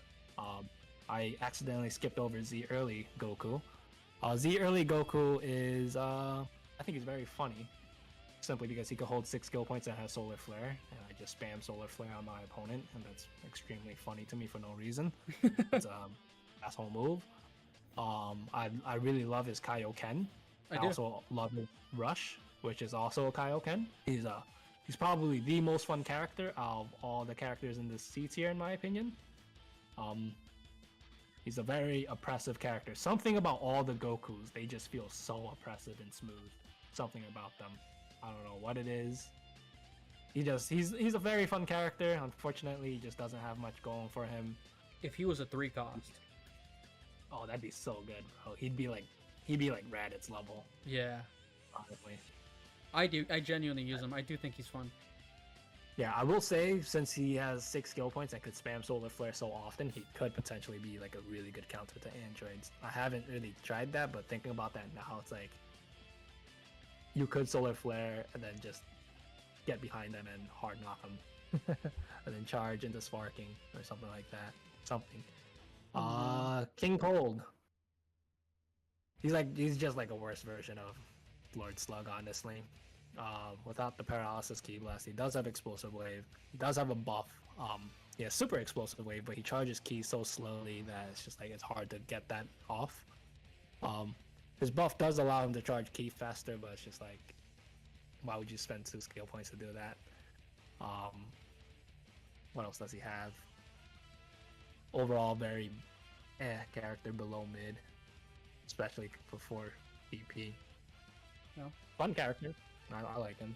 Yamcha. Speaking of fun, Yamcha is very fun. I used a lot of Yamcha in base game. He's really good. He's really good. He's only gotten better because of After Image and how people have learned how to use it. He's got very good strings. Yeah. Very good strings. Yeah. The only setback with Yamcha is the fact that he starts with less health. Does he start with 1 key bar? He might. I think he does. It's either 1 or 2. Yeah, so another setback, I guess. He starts with 1, that sucks. Yeah. Good strings, After Image, Instant Spark. Mm-hmm. His Wolfang Fist has a crazy end lag, which is bad. Oh, yeah. But other than that, if he had full health and maybe a little bit more key to start, he could be Raditz level, I feel. Yeah, it's just like so many characters could be so much better if they just gave him more health. Oh, man. Yamcha is like, why did you give him 35k health? Why? Exactly. Or if he was a 2 cost, I think he'd be like Popovich level. Yeah. Yeah. Honestly. Z and Vegeta and Scouter. Yeah. Z and Vegeta and Scouter Vegeta, similar. They're both just very mediocre characters. Z and you have better. Z and Vegeta has After Image, so you can loop people. He's more offensive. Mm-hmm. He could transform. I think Super Saiyan 1 Z and Vegeta has like, forget his skills, but I don't think he's a very good character.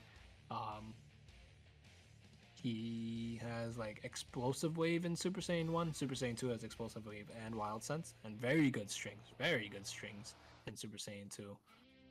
It's just very unfortunate. A lot of the Vegetas, I think all of the Vegetas in this game just have really bad defense. Like Z and base has 5% damage more damage taken, and then when he transforms, it's normal defense. And it's just like you're spending 2 skill points just to gain 1 extra DP on a character that's pretty squishy. It sucks. It does. Yeah. And I He's mean, strong. Yeah. they have some slight win con to them. Like Xian can go from 5 to 7, 6. That's the worst thing. Yeah. 2 skill points just to gain 1 DP. Oh man. Yeah, and like with a scouter, you can go from 4 to 5 into a giant. 3 skill points though, and Giants got gutted, bro. Yeah, giants are just terrible now. So it's just like, just don't. There's better options, unless you really like Vegeta. But even then, there's better Vegetas. Cell Junior, Solar Flare. Cell Junior starts with 1 keyboard, not the best. He has 1 skill point to kind of compensate for that. So he has 1 skill point explosive wave. He's similar to Android 16 in that regard. He just doesn't have the damage whatsoever. In pre-patch, I really liked Cell Junior. I thought in pre-patch, Cell Junior was very underrated. If you had like 2 Cell Juniors and was just running around spamming Solar Flare, it was so annoying. And they were basically pseudo regen characters in pre-patch because you could Solar Flare. You could stall out because it was like 15-second switch gauge. Solar Flare, stall out, switch out. Yeah. So annoying, so cheesy. Now it's like, because they nerfed the switch gauge, it's not as bad. Like, Cell Junior just got bumped down a lot simply because of the switch gauge. Yeah, I mean that's all his gimmick is really. He's just okay. Yeah, his gimmick back then was like he has 1 skill point, basically a 1 skill point explosive wave, and then could switch out instantly. Yeah. The 2 Boos, so Kid Buu and Fat Buu. So Kid Buu, and similar to a character we're gonna get to eventually, had 1 gimmick pre-patch where he's one of those fast-hitting characters, or him and another character, or 2 others, had this gimmick where every true combo was true. Or sorry, every front combo was true. So what that means, like, you can do a front combo, continue your string, and continue it. Like, they wouldn't be able to block it. That's what I'm trying to get at. Yeah. Now any character in the game can do it. So what made him unique is just universal. The only cool thing that you can do with this character is sleep. So hard knock into sleep, or solar flare into sleep. But he also gets 5 knockbacks. He does get 5 knockbacks. Yes, he does. That's a lot. And he does good damage. But he's kind of squishy. He's a 7 cost. Yeah. He's a 7 cost, and just very risky with not much of a gimmick to warrant the risk. So, like we keep saying, a squishy high cost character. Oof, that's tough. Yeah. He's fun. I will also say that he is very visually jarring. I could never guess, or like usually with like, let's say a slow hitting character, I could be like, okay, a gut punch might be coming. I'm ready to vanish it. Buu is so visually jarring and attacks so fast. I don't know which rush chain he could be. Yeah, he's gonna hit on. He's got like unique animations. Like when he does his gut punch, he like raises his arm out, goes like this, and then extends it out. I'm like, what the hell is going on? Yeah. It could also be like inexperience. I have not fought many Kid Buus, but whenever I have, I'm just like, I get very frustrated. I don't know what I'm looking at. Fat Buu, similar thing. It's just With better stats, good defense.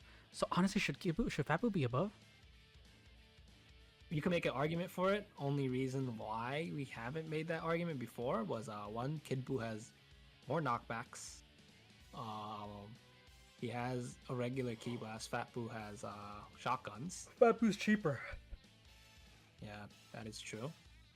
I will say I think Fat Buu is more of a defensive character. Kid Buu is more of an offensive character. I think they're like very close in terms of like how they are rated.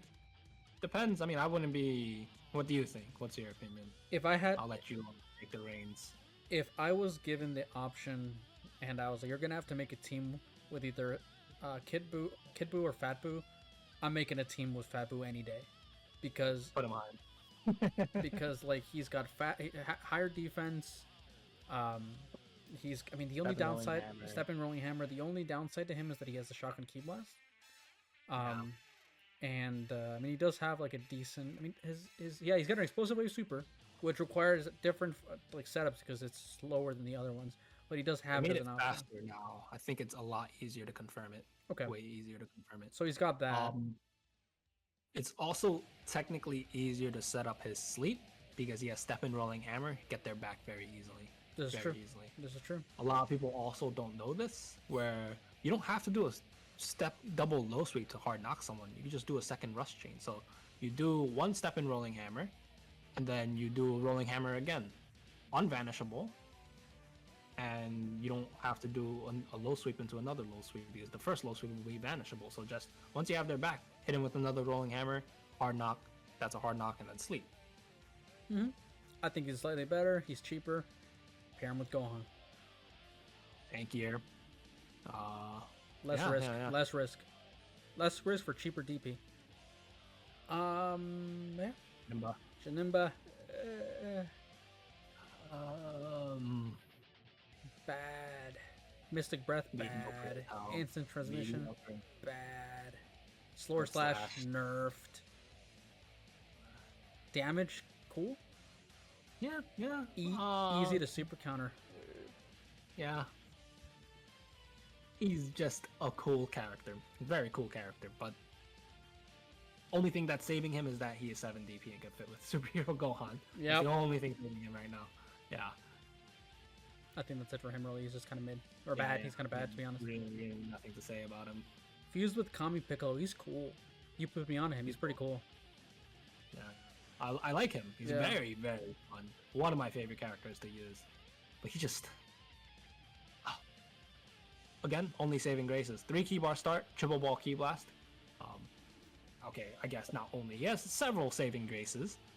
It's just that he can't transform. So, triple ball key blast, 3 key bar start, false courage and wild sense. I think that's basically it, really. Now, yeah, he has good chains.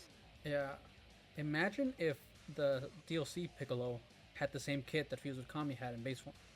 That'd be cool. I think he does have the same kit. He just doesn't have a 3 key bar start. People, I don't want to say people, but like having even one extra key bar start is so strong, so strong, man. And I feel like that's what's making Fused with Kami Piccolo. If you're comparing solely base Superhero Piccolo to Fused with Kami Piccolo, Fused with Kami Piccolo is better. Only thing saving Superhero Piccolo is that he could win con really hard, very hard. Yeah. This one just can't. Fused with Kami Piccolo doesn't do enough damage to justify putting him higher in the tier list. Yeah. I think that's about it for Very him, cool really. though, very fun. I love him. Yeah. He's alright. It's Kit. fun. Bad. I mean, he just needs more health. He is very high risk, pretty good reward. He is a very Walmart version of Super Vegito. Like we keep saying, having below average defensive stats, whether that's actual defense or HP, but while being a high DP character, 8 DP character. He does have a TP super that could counter instant spark, regens. I think his only saving grace. Well, he has very good chains as well. Flying kicks on 1. What else? I think gut punch on 2, or I forget. No. Ki on 2, rolling hammer on 3, and gut punch on 4. Stepping gut punch, perception gut punch. He has a good kit overall. It's just his stats are holding him back. Honestly, that's all it is. Stats and being high DP.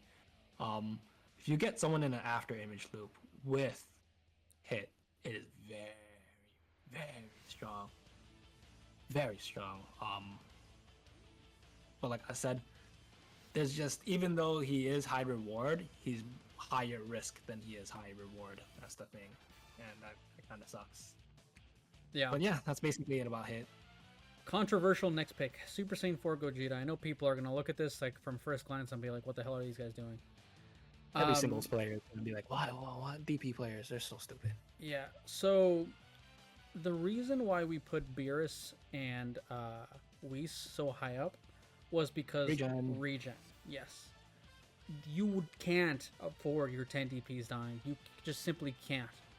If your 10 DP dies, that's like 70% of your team, 80% of your team. Like win con, down the drain. You're stuck with maybe two or three characters after that, and they're very low DP, so they don't really add to win con. I think Super Saiyan 4 Gogeta is the pinnacle of high risk, extreme high risk, with everywhere. So again, he was the other character that I was mentioning with Super Buu, where his old gimmick was that every front combo was true. Now every character can do that, so he doesn't have that gimmick to him. Also, to mention shotguns. Shotgun Ki Blast. Pre-patch with him with Shotgun Ki Blast, he could delete characters. He was insane. Yeah. Now, I mean, it's still okay. What can you do? The best option, before it was like, okay, I didn't even, like, he's very easy to super counter because of how fast he hits. You can literally press it randomly and you'll super counter Gogeta. Before that wasn't that much of an issue because one, he had Wild Sense. He still has Wild Sense to stop the super counter. But two, you didn't even have to hit them. Just spam shotguns. You could kill someone. Just low sweep into shotgun. Right. You kill someone. Now it's like, okay, best option is to hit them. Good Wild Sense to nullify the super counter, but then what? Then you're gonna chase them down and shotgun them. Because half the time the shotguns miss, they also nerf the accuracy of shotguns. It's kind of ass. He's just, he's like Beerus and Whis are very good solely because it's as if you have two 10 DP characters. You could make it feel that way with the amount that they could regen. Mm-hmm. And Gogeta is just like so easy to super counter. And what can he do that other characters can't do? You know, he just has that damage. That's it. Yeah, but then it's so easy to super counter. It's just like I don't think he charges ki that quickly either. Nope. And I've noticed that his ki blasts like consume more ki than normal for some reason. Yeah. His regular ki blasts consume more ki than his shotgun ki blast. Yeah. So it's kind of like he just lost so much. I mean, he's good in singles because of the damage, but in DP it's like too risky to warrant the 10 cost on a team. So that's the reason why he's so low.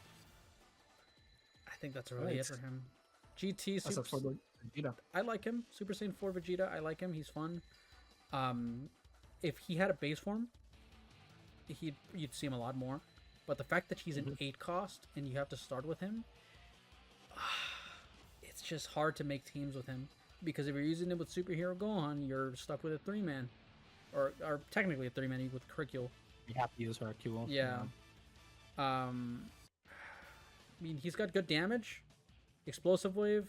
Very good Rush Super that does a lot of damage. A buff, which is okay. He's good, just too expensive. Yeah. Majin Ku. Have you used Majin Ku? Like once.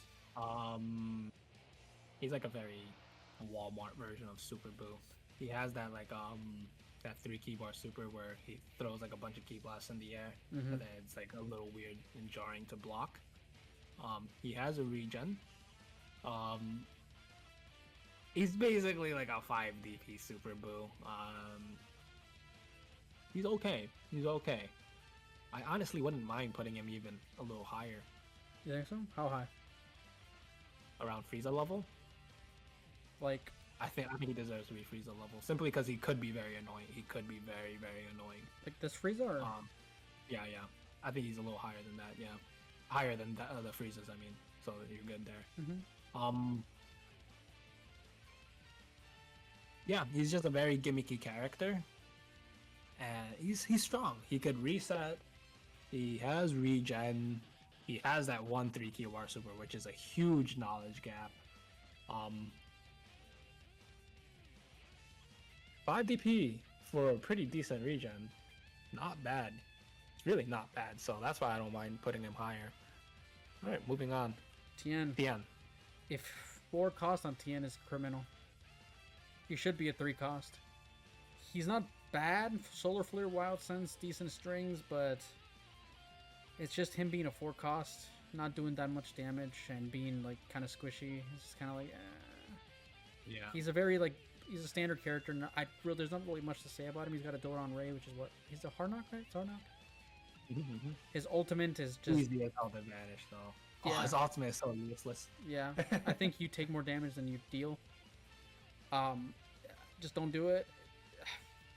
He's just very mediocre. That's why he's so low. There's not much to say. He's just very mediocre. If he was a 3-cost, maybe he'd be better, but as a 4-cost, just not good. Frost, very squishy. 6-cost, very squishy. Can't transform. 6-cost, can't transform. Yup. Paralysis, Key Blast, and Gut Punch, you could loop. Good loop, yeah. But even then, it's still not enough to warrant him being Explosive Wave, Instant Spark, Rush Super as well. That's about it. He has a good kit. He has a lot of potential. It's just that he dies so quickly without being able to transform. So I don't know why they could have literally just reskinned 100% Frieza into Frost. Literally, yeah. You can transform, yeah, but they didn't do that, which is unfortunate. Ribrianne, Crescent's favorite character. Yeah. What can we even say about Ribrianne? Above average stats. She has good stats. She's just very bad skills for 5 DP. Well, no, she has Instant Spark. It's not bad. Paralysis. She just charges Ki very slowly. Charges Ki so slowly. But she has decent chains. Does decent damage. Decent defense. That's about She's it. just a very Paralysis Ki Blast. She has gimmicks, but she just does them very mediocrely. She does nothing for a win con as a 5 DP.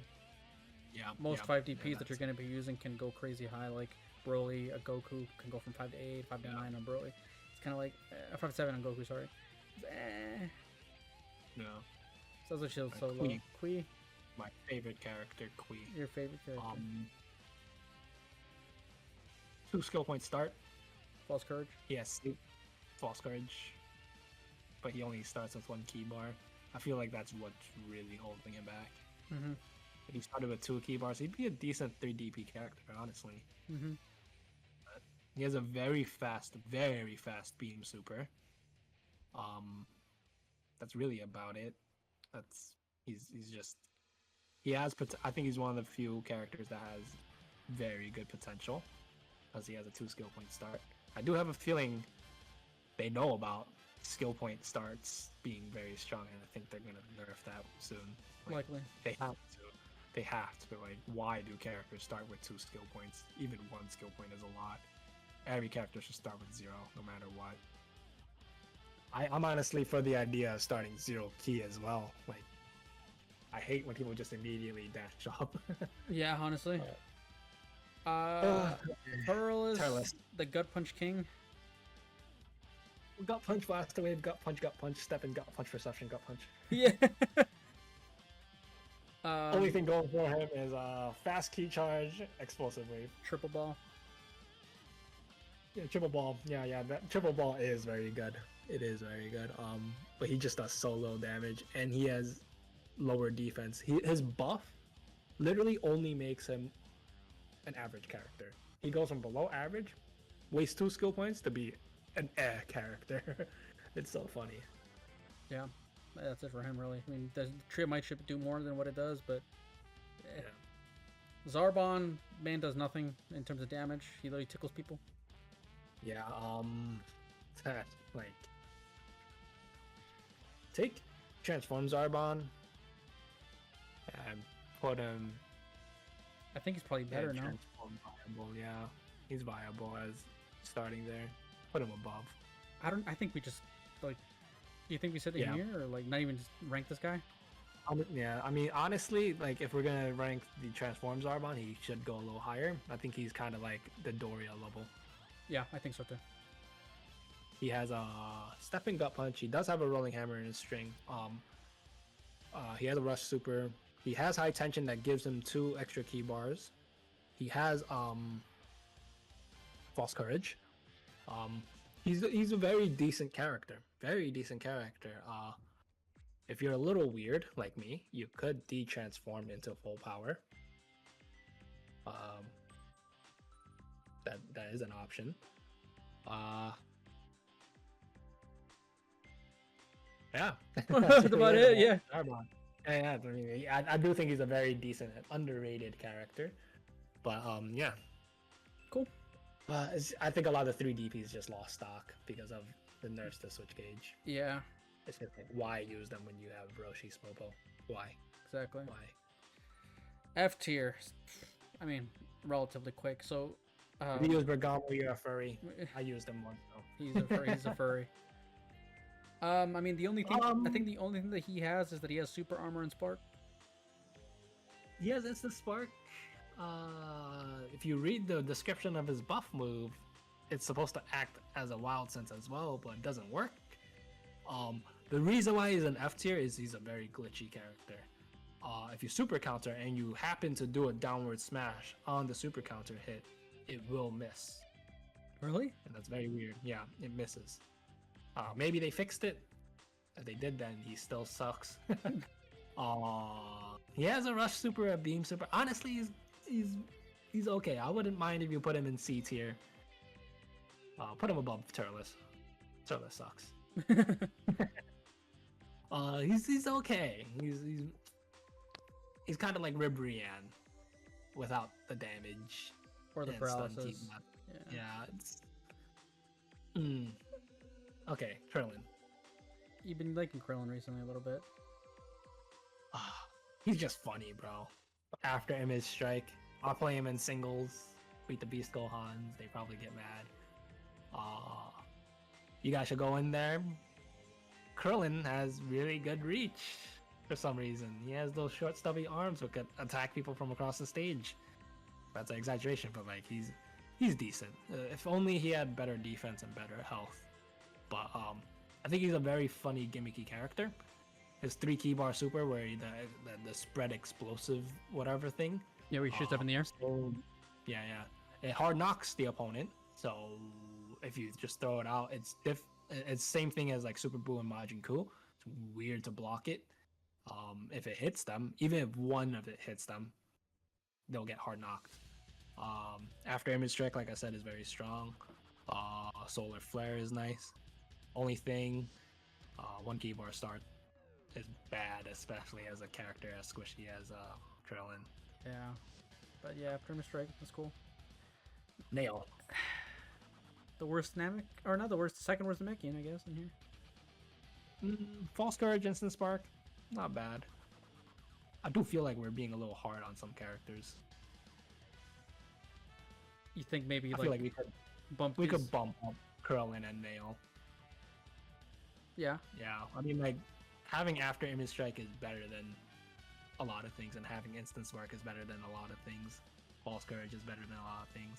Triple Ball Key Blast. Yeah, Nail is definitely better than Turles. I don't know what we were thinking. Nail has False Courage, Instant Spark, Super Explosive Wave Super, Triple Ball Key Blast, good strings. I'm thinking Turles is F. He's just a disappointment. I mean, I wouldn't put him F simply because he has Explosive Wave. Fair. And Triple Ball. Yeah. He's very close to F. So close to F, though. Yeah. I might as well put him in F because he's a freaking disappointment, bro. Oh my god. Okay, Tapion, no damage, very easy to super counter. His gimmick was Sword Slash, has been nerfed. His skills aren't great, he's got a barrier that can be punished. He does have an after image, I guess. You can loop them for nothing. Yeah. You can tickle them. That's it. Bad supers. Yeah. He's got an ultimate that can hit a giant, but giants are ass, so why would you? Yeah. Piccolo, 4DP Piccolo. What skills does he have? The slowest instant spark in the game. Yeah. What's his other skill? Paralysis. Yeah. Not good. He has okay strings. Only funny thing about him is his 2 key bar supers like Masenko. But that's like a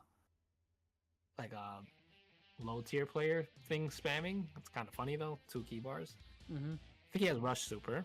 It's pretty nice. That's about it, really. He's very bad. It's his instant spark being so slow that makes him F tier. Yeah. It's a waste. It's so dumb. Yeah, Mecha Frieza. bad. Bad, yeah. Not much Has to say. nothing really going for him. He has triple ball Ki Blast. 6 DP. He's basically a 6 DP Turles without explosive wave. Yep. Frieza Ki Blast. That's it. Yeah. He's a buff paralysis, Frieza Ki Blast, triple ball Ki Blast. He has an unblockable super. 2 Ki Bar super, the Death Beam. Very bad. mid. Very bad. Goldo, Yibbity Flibbity would hate this. Yibbity the flibbity with my flibbity the bibbities. I mean, squishy as Big hell. rush chains, I'll give him that. Squishy as hell. 1 Ki Bar start. I mean, he's got an instant spark. Yeah. I guess. Yeah. Paralysis. That- I guess. To an ultimate that does like 10k damage. Yeah. I'd rather not use his ultimate and get the full key gauge, bro. Paralysis Ki Blast. He is very good with his Paralysis Ki Blast. That's his only saving grace, along with Instant Spark. But 1 combo, you're dead, bro. You're dead 1 combo, bro. It's bad. Frieza Soldier. 2 skill point start, 1 Ki Bar start, but you could instantly go into a full power charge and technically have a full Ki gauge Yeah, so start. technically technically an android. Yay! Yay. But just he does no damage. He dies in like 2 strings. Combos, yeah. Just not good. Not good at all. Yeah. Unless you're like a super counter god, then I guess I could see Frieza Soldier actually being really good because he's basically a pseudo android, but no good. Mm-hmm. Chatsu, Chatsu. squishy, paralysis, Dodon I Ray, think 1 bar start, can after image. 2 skill point start though. Yeah, after image loop, still not good. Yeah, same. Videl, Naruto's favorite character. Naruto Talks his favorite character. Unfortunately, she lacks basic things that most characters have. She can't punch vanish. She can't punch vanish. She can't super perception. She can't do knockback chain. She can't do lightning strike attack. Only thing going for her is after image strike. Well, I keep saying only thing. A few things going for her is 4 Ki Bar start, after image strike, 2 Ki Bar rush super. That actually does a lot of damage. 7.7k around there. Yeah, she does do a lot of damage for a 2 cost. Insta Spark. Talk about it. Instant spark.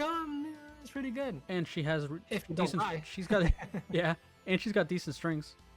She's got rolling hammer. Yeah. Oh yeah, not bad. Surprisingly, she has Ki Blasts. Yeah. I don't know why Daiba Goku doesn't have Ki Blasts, but she does. Knows, man. Bad. Burger. He's the 3rd character that I said had that unique true front combo thing with Gogeta and Kid Buu. He was the other one. I mean, fastest in the universe. He has it. Does no damage though, and easiest character in the game to super counter because he punches you a billion times. He's got more knockback chains than most characters. Strings. Yeah. Yeah, I think he has like 3, 4. Yeah, but He has they do really no good strings. damage. Surprisingly, he just does no damage. Yeah, that's it. I think that pisses me off the most. What? What was I gonna say? His low sweep. It isn't really low sweep. Yeah, He just kind of punches your feet. yeah. Well, it does sweep the opponent. It's just like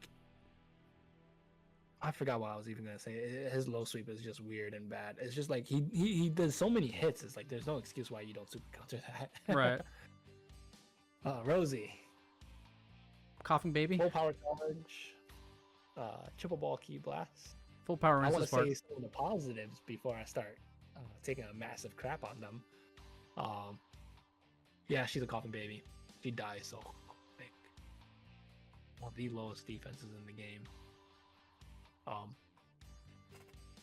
Why is Kakuta under her? You think Kakun's is better than her? Yeah. Why? Kakuta's better than Burner. She's better than Videl. She actually does damage. I thought. She has a hard knock super, wild sense. I think Instant spark. the reason I would put Rose over her is because Rosie over her is because she has full power. Yeah, but like, I think Rosie's better than. Oh wait, no, but Rosie's a 5 cost, isn't she? Yeah. So is Kakunsa, but at least Kakunsa does damage. You see, the thing is, right? I could see a world where you could put Videl in a team and kind of work. Could you ever see a world where you could put? She's too DP. Yeah. Kakunsa is just too expensive. Yeah. You're right. Okay, let's speak about Kakunsa then.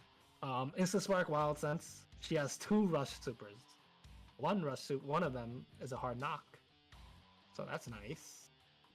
She does do decent damage. She's just so squishy. There was one time I was playing a Yamcha game. Were you there, Shromer? I think so. We were playing a Yamcha game, and I got Buff Broly, Z Buff Broly, and then my opponent got Kakunsa. And I literally stood there the entire time. Stood still, just staring at the Kakunsa. And then we were in voice chat, everyone's like, oh, Al, are you really, like, they were like laughing at me, like, you're really gonna let Kakunsa beat you? I'm like, oh, no, trust me, watch. I'm like, okay. Kakunsa gets me to red health, that's why I start playing. You just kill her. Do explosive wave. Yeah, I do explosive wave, wait a little bit, get instant spark, low sweep, ultimate, I win. Yeah. That's how Kakunsa is. Oh my god. Coughing babies. Coughing babies. Kid Gohan, good reach. After Strike. 1 PR start though.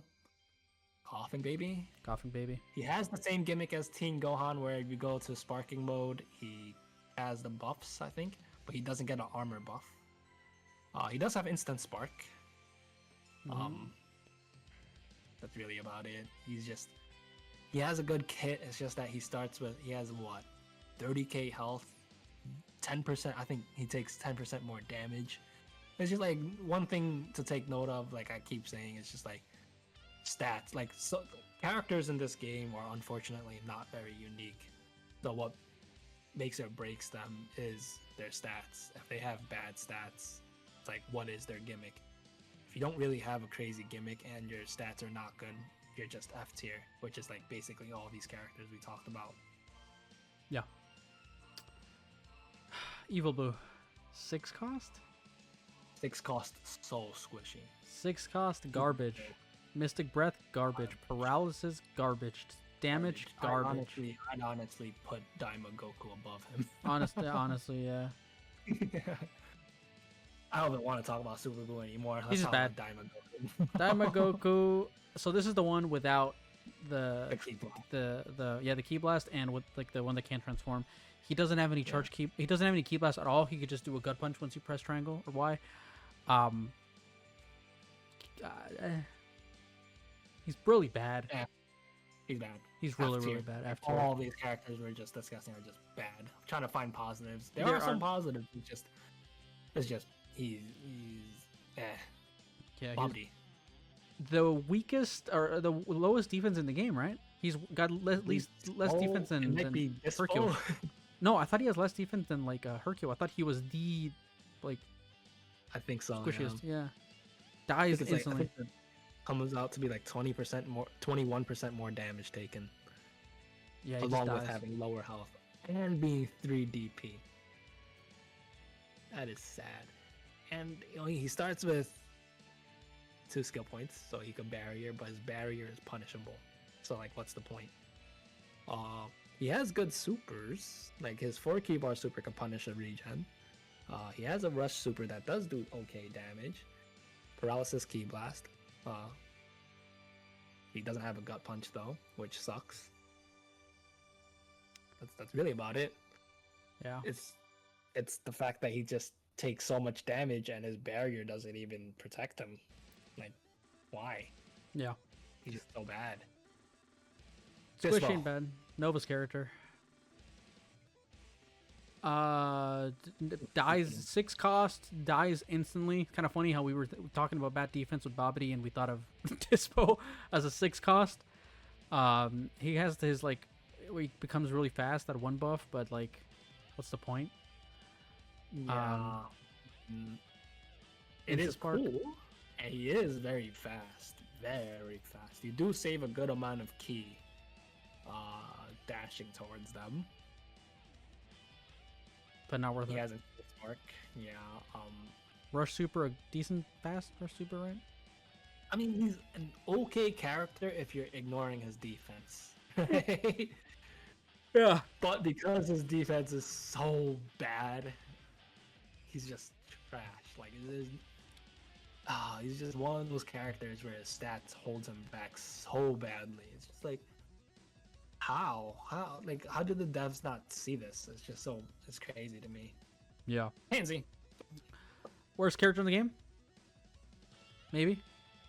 Close to it. Close to it. It's I between think, her. I think there's a toss-up between her and Bobby at this point. Yeah, honestly, she dies like she's like the textbook definition of a coughing baby.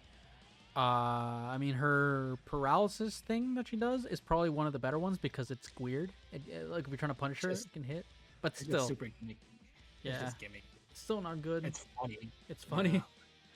But the F tier characters are just funny. That's it. Pretty much, yeah. If you're using them, you're trolling, pretty much. Yeah. I really don't want to talk too much about her other than she just dies quick and that's it. Don't care about her. She's useless. So Makes me feel like refunding the DLC, bro. yeah, the only good thing that came out of it was like, what, Vegeta? But even then, it's like, With Vegeta, like I haven't even touched any of the Daima characters. Only Majin Buu because someone requested I play him. That's it. yeah. I barely touched them. I just looked at them, played them a little bit. I'm like, oh, they're kind of mid, bro. Yeah. All right, let's discuss the more interesting thing. So this category we have is transformation. Like, so in DP, it's probably better if you start off. Well, not probably. It's more than likely better if you start with their base form, and then you gain the DP for the win con. But some characters we can make an exception and say, hey, it could be viable if you start with this character despite not gaining that extra DP. Maybe even better that you save that skill point and you just immediately start with a stronger character. And some of these characters are just boosted by the fact that you could still fit Superhero Gohan on the team. So we can discuss that. So starting with Super Vegito. Although it only costs one skill point to get to Super Vegito, it's kind of like illogical because like just wait 10 seconds. But if you really wanted to, you could start Super Vegito, speedrun AIS after Image Strike, and really destroy the opponent's team, Especially those setup characters. Yeah, and he still has the option to go to Blue Vegito, which is very strong. So like I just imagine, let's say I'm using Superhero Gohan and I see Super Vegito on point. That's scary. I'm scared. I am very scared. So it's very viable to start with him. And on top of that, reason why he's the best character to start with, even though it's illogical, he could still gain an extra 2 DP on top of that. So it's nice. Yeah. Berserker Kale. So we talked about Kale earlier and how she can transform from base and how that's viable. So the thing about that was when you start with little Kale or base Kale is the fact that she is very squishy and she can take a lot of damage, and she's what, a 5 cost? Right. 5 cost? Yeah. Berserker Kale's only a 7, right? Yeah. So for 2 extra DP, you're starting off with one of the better characters in the game. She's a Broly, and could still fit SH Gohan. and you can exactly. So that's the thing. You can fit her and Gohan in the team, and you're starting off with Kale. Starting off with Kale, or going up against somebody that's starting off as Kale, is scary as hell. Because a lot of these characters that you're starting off with are, they're usually lower cost because you need to set them up. So you can't get through that super armor unless you do a smash attack or you transform. Kale does crazy damage. She can stun you. She can grab you. She can get into if a Berserker Kale gets sparked and hits your setup character with an explosive wave, that's like they're dead practically. Yeah, they're done for. It's so strong and so scary. Yeah. And then, like I said earlier, she's just like characters that just force you to change your playstyle. It's just like if you're changing your playstyle when you're trying to set up, oh man, it's so stressful. Yeah. The only issue with her, Shotgun Ki Blast. Yeah. Her flying kicks are kind of weird. There is risk in that. Let's say you match up against Vegeta or Gogeta, you're probably gonna get wiped. Yeah. Next, the two Vegetas. So, as I mentioned earlier with Daima Vegeta, he is a 4 cost and all, and you shouldn't play him as a regen character. You want to get to these versions of him quick. If you start with the Super Saiyan 1 version, you nullify the fact that he's super squishy as a 4 cost like little Vegeta, so you start to get better normal defense. But you're still wanting to transform again to get to Super Saiyan 2 because I do believe that's his best form, which is a 6 cost. So really, if you want more DP in your team, you start with Super Saiyan 1 and transform into Super Saiyan 2. But if you're comfortable enough to start with Super Saiyan 2 at a 6 cost, you can, and then you're automatically just getting into that after him strike quick. And you could still fit your superhero Gohan in there and run a 5-man if you really want to, but you could run a 4-man with something else, like Roshi and Spopo, or sorry, Roshi and Raccoon. Both good options. I prefer Super Saiyan 2 as a start, and you could transform into Super Saiyan 3 late game for WinCon if you really want to. He's good. We talked about what he can do with Super Saiyan 2 already.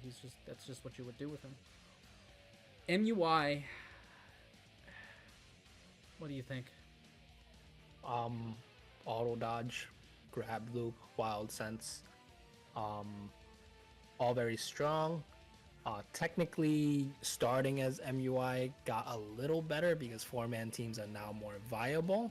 Of course, you can't fit Superhero Gohan. Well, you could if you want to run a 3-man team, but it's just not as viable. But you could do like a 4-man team, 9-2-2-2, and just it's very high risk to do this. But it's viable simply because it's MUI Goku. Auto dodge you can't get reset, or like you can't get traditionally reset. Like I said, grab loops, you're forced to super counter. Once you super counter, you get wild sensed, and then it's just over and over and over. It's kind of similar. It's kind of similar in strength to Air Fist looping. Air Fist looping was of course a lot stronger, but it's just these characters are so strong because they could avoid super counters. That's the biggest thing.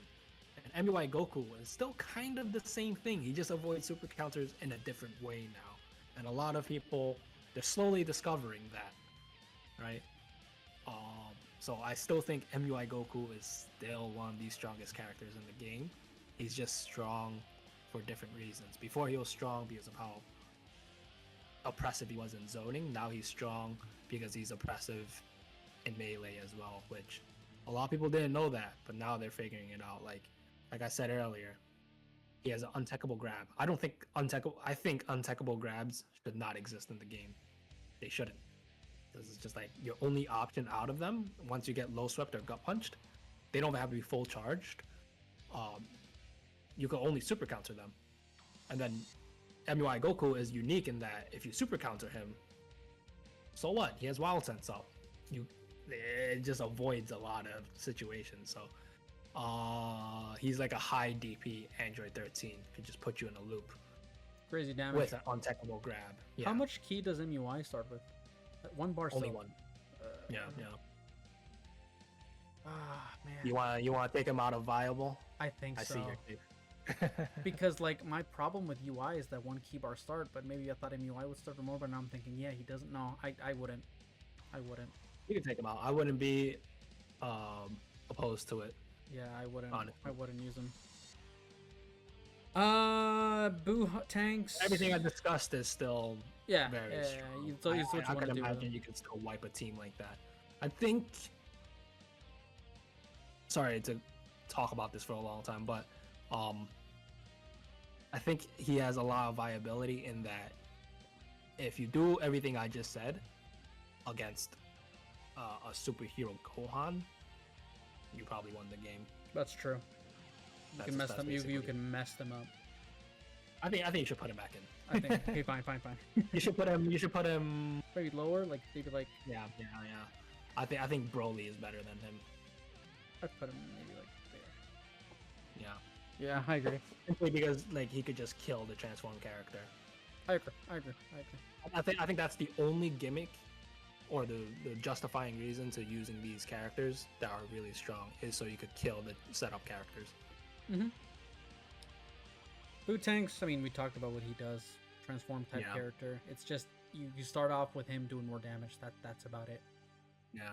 Explosive wave as well. Yeah, not really much to say. We already talked about it. Topo, I mean, you said base Topo sucks. Highest and God Topo, highest effective health in the game. Crazy Outside damage. of Giant, crazy damage. Skills are just not the best. Yeah. But I think he starts with 3 key bars as well, which is very strong. He's just so underrated, so strong, especially in singles. Yeah. He just doesn't have very much gimmicks, so starting him in DP is very eh. But it might be worth it simply because he's so tanky. Oh yeah, he's good. He feels like 2 characters. Omega Shenron. So from 7 to 8, right? Yeah. You start off with more health. 4 key bars. 4 key bar start on Omega Shenron is insane, by the way. And triple balls. And triple ball. You can start doing resets on them and start doing crazy damage. He's very strong. You can Wild Sun's jail on Omega Shenron is so oppressive and scary. So much damage. Yeah, I think he's very good.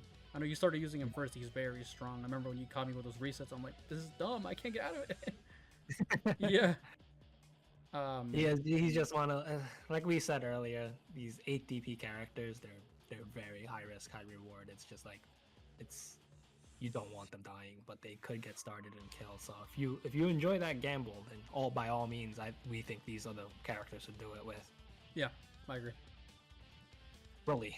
9 cost is the only issue. 9 cost. You abused me with him. You speak about him. So, Broly, Big Broly specifically, Z Big Broly.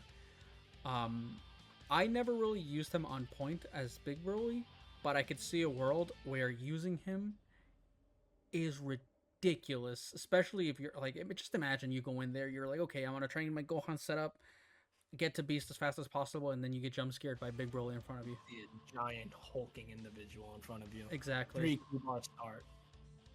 And he'll just mess you up. Finally get a combo on him. Explosive wave. Yep. You want to revenge counter the explosive wave at Superhero Gohan. Good luck. You're wasting 2 skill points. That's one really good thing about explosive wave against these setup characters. You put him in a situation where it's like, do I want to revenge counter that? Exactly. Because he'll do stupid damage. He'll mess you up. One, you don't want to get reset by Broly. You do not want to get reset by Broly. He does so much damage. I've played a few games in ranked where I started Z Broly on point, and I came across a lot of Whis players, and I got destroyed in the beginning, and I got to red health. I got one combo with Z Broly, reset the Whis to death. It was just took like 10 seconds to kill him, and Whis is so tanky. So it was just like, although Whis is still better simply because of regen and just he's better in neutral because he's faster, but like Z Broly is just so scary. Yeah, so scary. It can do so much. It's like high risk, or not super high risk, but high reward. The only risk comes from the fact that you're running a 4-man, and not a great 4-man at that. There's no other character to fall back on. Yeah, but it's cool. You can do it. Big Cooler. I love Cooler. A lot of his viability comes from just being 7 DP, a strong 7 DP at that. I think being able to take on a 4-man with Superhero Gohan. Personally, I still think that I prefer starting with the base Cooler because of the fact that when you transform, you get full power. I mean, unless a lot of these characters, like you said, a lot of these characters, it's better off starting base form. But like, if you do want to start with the transform because you're lazy, like me, I personally like starting transform characters. They gutted a win con, but it's not good for the win con. But they could be so strong that it could be worth it. You know, Cooler, I think he could be worth it because he is one of the very strong 7 DPs, and being 7 DP means you could do a 4-man with Superhero Gohan. That's great. Yeah, but probably better to start off base form so you can get that full key gauge. Yeah, and you could do the paralysis reset with his base form anyway, so just start with that. Yeah. We already talked about MUI. Blue-haired Broly. It's just speedrunning to Big Broly, just a little bit quicker. Yeah. That's it. and a little safer because he starts with 2 key bars, and more tanky, I think. Yeah, he's even more tanky than Big Broly. He has 5% damage reduction. And he hits so slow. He hits very slow, which slow. could be good.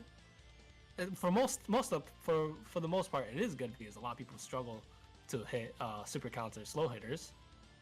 Not Shromer though. Shromer loves slow hitters because we don't mash super counter unlike some people. Yeah. Just a random piece of advice: if you time your super countering slow hitters is actually very easy. Shromer does it to me all the time. It pisses me off. It's good. You just do it visually. They're hitting you. Just press the input. Yeah. It's no different than a smash attack. Right? Yeah. It's like the knockback chains. You could literally visually time it. Mm-hmm. But yeah, Z Broly, Blue. He's just a safer start. That's about it. He doesn't really have much going for him. He does do a lot of damage. Triple ball. He's a very offensive character, but he could get caught. So if you play offensively with him, just know if you get caught, that could be very bad as well because there's not much going for him defensively. Yeah. Base Broly, at the very least, when you get desperate, you could just just mash Wild Sense and hopefully you get a combo. But yeah, that's not the case for Blue Broly. Blue 13. I was thinking midway through looking at this, is it viable? Because can't you just technically wait 3 seconds and transform because you start with 2 bars? It's okay. This is where me and Shromer keep arguing when it comes to making this tier list. It doesn't matter what their base form can do. Yes, it is very illogical to do that. Extremely illogical. But if you were to ask me, is it strong to start as Blue 13? I would say yes. But that's kind of dumb. Why would you do that? Because it takes like 2 seconds to just transform into him. But it's still viable. So that's why I argue to put him in viability in a viable That's category. fair. I got a question though. It's illogical. Very illogical to do so, though. Question: when you start with Blue 13, do you start with skill stocks? No, you don't. Oh. He's not okay. Putting him in this viable category doesn't mean he's better than his base form. It's better to start that way. It's just something that you could do and get away with because they're just that strong. But it's not better. It's like starting base 13 is way better, way smarter, way stronger for sure. Right. Blue 13 is just he's good. He's a good character to start with. It's illogical because base 13 starts with 2 skill points. You could get that in like 2 seconds, very quick. So, but Blue 13 paired with Superhero Gohan, very scary. Yeah, I think so. Bojack. What do you want to say? He's just I think he's mediocre, but he could work simply because he does a lot of damage. And again, as usual, could be paired with Superhero Gohan. Yeah, just if you wanted to, the option's there. Next, Giants. So this tier here was made strictly by Schizopyro. Schizopyro is the Giants guy for us. He pre-patch he was like the best Giants player in my opinion. And Giants have been killed and nerfed so bad that Schizopyro doesn't even play anymore. But the little that he did play when the patch dropped and he tried to figure out what Giants worked and how, like, I guess in order for their viability, this was the order that he put him in. He said that Janemba was the best because of the fact that he can transform into Super Janemba, and that's it, right? And like the best Giant Janemba is the best Giant simply because he could go into not being a Giant. Yep, literally. And gain DP. So Orange Piccolo could do the same, but he doesn't gain DP. And when you de-transform, you get locked in. So why? Yeah. Wheelo used to be one of the better Giants in the game. He's an android, but right now he's only good simply because he's 4DP android. But 4DP Giant as well. Yeah. Yeah. And he's a Giant. Grade A baby. I think he has the highest defense out of all the Giants, even though it's been nerfed now. Yeah. But even then, still bad. Like, okay, let's just preface this, right?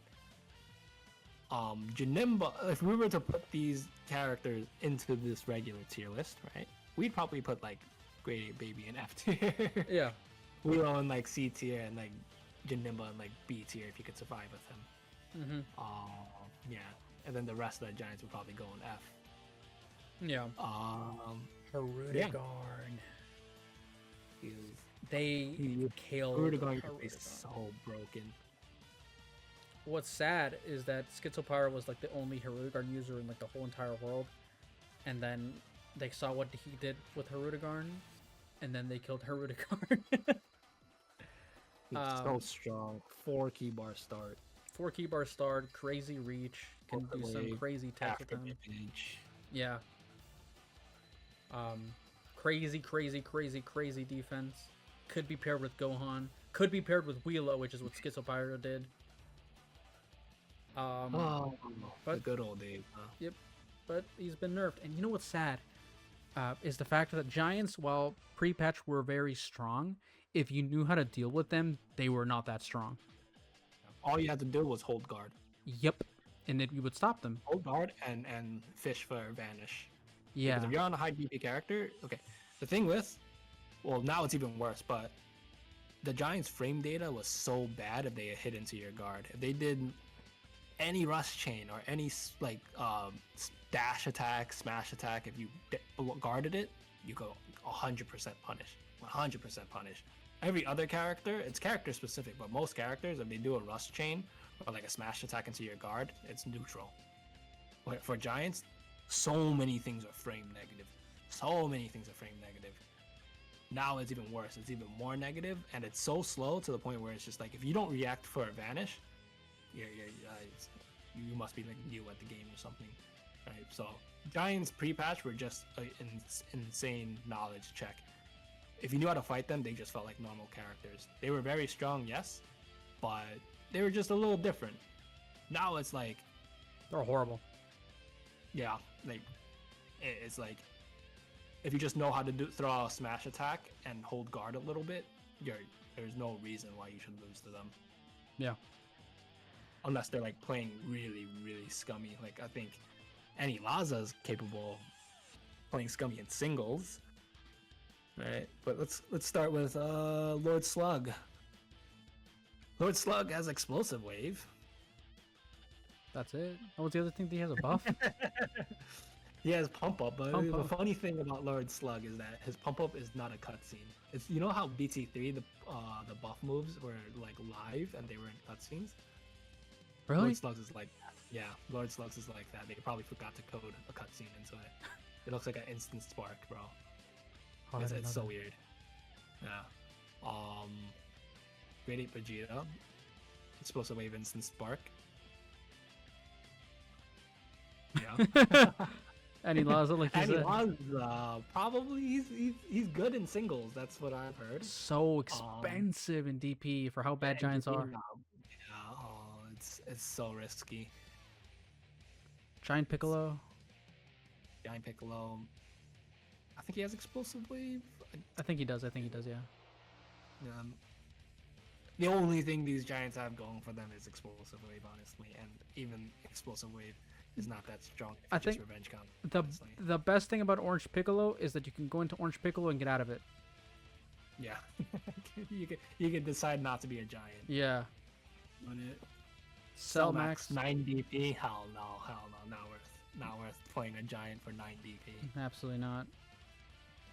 Based category. They did not need to nerf giants this badly. Bro. They killed them. They didn't. They just nerfed them. They killed them. They're horrible. Actually horrible, unplayable, bad level. Okay, based category. We just think these are pretty funny characters. Great Saiyaman. He's funny as hell. Stupendous. I think he could be good. He has really good rush chains. He's He super has explosive. Flying kicks. Yeah. He has flying kicks, rolling hammer, gut punch, and ki. That's a perfect rush chain. Wait, say it again? order. Flying kicks, rolling hammer, gut punch, and ki. That is the perfect string mention, huh? Yeah. It's very good, and it costs nothing to de-transform. So if you want, you could just fish for a super explosive wave super with Great Saiyaman, and then de-transform and then go into Super Saiyan 2 Gohan. It's a silly strat, Okay, let's place him in a And an actual. yeah, yeah. Now, see the fact that you mentioned that string combination with the super explosive wave. Oh my god, Shromer argued with me about Great Saiyaman. This is why he's in base to begin with, because he said, why would you ever use Great Saiyaman? And I was just like, his strings are good, super explosive wave, and it costs 0 to de-transform, so like, why not, you know? It's funny. It's stupid, but like, yeah. I would put him next to the early. I would put him next to Cyberman. He's somewhere here. He's somewhere in the mid. Hey, he has a +3 DP potential, Shromer. Just remember that. I'll set him there. I'll set him there. I think Great Saiyaman is quite underrated. He's funny as hell. Okay. Hercule. Where would you put Hercule? We don't have to discuss. He's just so. Why did they nerf my boy like 4 times? Like that? He's too strong. Oh my god, bro. The thing about Hercule is how unique of a role he plays in the game. You don't use him. If you're gonna put him out in the field, it's because you're trying to stall out a spark and pray you don't get hit. But even if nowadays, if you do get hit, it doesn't really matter. I mean, yeah. You don't even have to pray you get hit. Just throw him out. Like sometimes there have been times where I'm winning a game by far, and I just throw him out there just to stall some time. Yeah. If I'm winning by a lot, why not? Especially if my opponent doesn't have that many transform characters. The scariest thing is pulling Hercule out on a transform character and you're giving your opponent time to farm up skill points.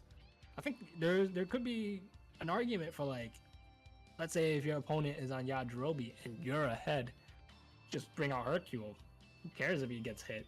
Or even Master Roshi. What was Master Roshi gonna do in terms of setup? Bring Hercule out and run away the whole time, especially if you're ahead. Yeah. Based. Where does he go in terms of rating though? So as a standalone character, he would as a standalone character he'd go there, right? But hold on. As a standalone character, he goes there because he doesn't do shit. But because of what he offers in a team, because he just adds that extra little bit of win condition, even if it's minuscule, it's still there. You can stall with him, and he is unique because he's the only character that can fill out that a 1 DP spot. Okay. I like that. Not bad. Pre-patch though, if I had to put him somewhere, all the way up there. Yeah, all the way up there. Yeah, all the way up there. Yeah. But I kind of like that about him because that was lore accurate. You know, he takes a lot of credit for doing nothing. Yeah, that's true. That's true. Lore accurate. That's true. Ginyu? We made the base category simply because of Ginyu. Literally, yeah. As we don't know where to put him. It's like, if you steal someone's high DP character, that's insane. You probably won the game. Imagine stealing a Whis. Yeah. But imagine stealing a Hercule. Technically, if you steal a character, you've killed it. Yeah. I don't know how it works. Does that get does the DP get added into your team? Does it swap? So you steal their DP? Yeah, it does. Yeah, we've tested it. Yeah. Wow. So based. I don't even feel comfortable putting him in there. I think the base category is for Ginyu because you can either net super high or not at all. Yeah. He's like, but even then, he's a solid character, even if you don't go for the body swap. I think this is gonna be a funny strat. I think if you just keep going with the sparking and never go for the body swap and keep scaring them, that's you could probably just play like actual mind games with them and like make them start tripping balls. Yeah, honestly, could be played as a mind game type character. It was like in base game with Android 19 and 20, people were so scared of the grab, and I just never grabbed. It was so funny. And I could just like, sometimes I would go for a grab just to see if they deflect it. And I'm like, oh yeah, they're still watching for it. I love this. You know? Yeah. You could probably do the same thing with Ginyu. Like, oh, they're scared of my sparking. They do not want a piece of me. You could probably force them to get off their high DP character, you know? Yeah, honestly.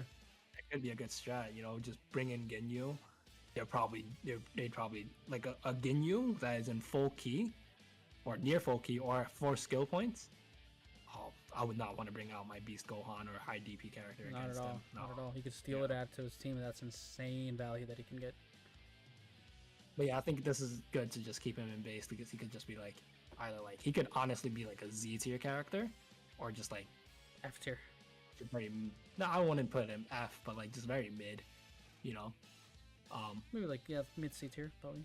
B low T. I will say if you struggle to vanish the body swap, then skill issue, honestly. Yeah. It's so easy to vanish it. Honestly, I wouldn't mind if they made it a little more difficult to vanish. Mm-hmm. But that's the list. I think that's it. All right, let's talk about why we didn't include the rest of these guys. It's first off, I don't think we talked about how we made this tier list. So it's DP. We like it's like a lot of these characters. It's like why would you start with them? It's DP. If you really wanted to, yeah, you can, but we just don't see it as viable. Mm-hmm. So we rated just to save a lot of time because you already see we probably was this like 3 hours long. We are a lot at of 3 hours and 51 minutes. Yeah, like this. If we discussed all of these, it would go on to 5 hours, and a lot of it would just be like, okay, this character, like, why would you ever do that? It's silly. Mm-hmm. So that's not to say these characters are bad. Some of them could be viable. It's just they're risky. That's it. Let's just put it that way. These you can see this as like a very risky category. Mm-hmm. You could start with them if you wanted to. A lot of them you could just fit superhero Gohan with them. It's that rule, the superhero Gohan rule. Like if you wanted to start with, let's say, for whatever reason, maybe you wanted to start with, let's say, Super Saiyan, I don't know, 3 Goku. What's he, a 7 cost? Put him with Gohan. That's 11 DP, 2-2. You could make him work. You could make him work. Yeah, exactly. Same thing goes with any other character in here. Yeah. Why? Don't why? Yeah. It's DP. That's the thing about DP that separates DP from singles. In DP, most times you have to be very good at playing the base form character. You have to be, you know, and so that's why me and Shromer believes DP takes more skill. You can't play your silly little 9 to 10 DP. You have to be good at base superhero Gohan. How many of these beast Gohans that run around in singles would stand a chance against me and Shromer in base superhero Gohan? Sound cocky as hell. Let's end the video. I feel like we on Roshi could probably beat some of them. But yeah, I think that's the tier list. I mean, if you disagree with us or if you agree with us, you should let us know in the comments. There's a lot of banter. And what I said towards the end is just a joke. There are lots of insanely great singles players. Singles takes its own type of skill. It's different. Maybe it's a different game mode. Yeah. If this is my take. If you're good at the game, you're good at singles and DP. Simple as that. You know, if you're only good at one game mode, you're not good at the game. Simple. Mm-hmm. All right. But with that being said, me and Shromer will probably make a singles tier list in the future. Or maybe next week when Shromer comes back from vacation. Mm-hmm. It'll be way different. And that tier list, it will likely be longer because in that situation we do have to grade like a Blue Gogeta, a Super Saiyan 3 Goku, because they're different. Like and it'll probably be the universe here because like in singles you wouldn't start with superhero Gohan. He'd probably go somewhere towards C or something like that. Because why? He's okay. Yeah, why? Yeah, the logic for DP and singles is so different. It's very different. Yeah. What was I gonna say? You have anything to say, Shromer? I think everything that needed to be said has been said. I think the tier list is as accurate as possible as we can get it. It's not just random spots. I feel like we tried to explain as in depth as possible, 4 hours long. Yeah. Everybody is where I feel like every character that's in this list right now are where they should be. If you feel different, let us know. Maybe we can adjust for next time. Maybe you'll feel differently about it. If your favorite character is in a lower tier, don't take it as an insult. Some people like to take it as an insult when we rate their favorite character lower. It's just like, dude, you're playing a weaker character. You're putting yourself at a handicap. Props to you. You know, it's nothing personal if we rate your favorite character lower. A lot of my favorite characters are low tier characters. It is what it is. So if you disagree with us, let us know. No reason to say, oh, you're not even top 100. You can't give us an opinion. Your opinion doesn't matter. Your opinion doesn't matter. So it's, you know, keep it cordial and nice, basically, right? Yeah. Okay. And reminder, this is a DP tier. This is a DP tier list, please. I remember last time we had a couple people asking, "Yo, why is this character down here?" It's a DP tier list. Yeah. No. All right. I think We got everything. that's it. Yeah. If you sat all the way Let's get through, talking goddamn. for 4 damn hours. Holy crap. I never want to talk to you ever again. That was awful. Yeah, I know. Good thing you go on vacation. I can't. This I guy needs a break. This guy now. needs a break. All right. Well, thank you guys for watching. See you next time. Have a good night, you guys. Later.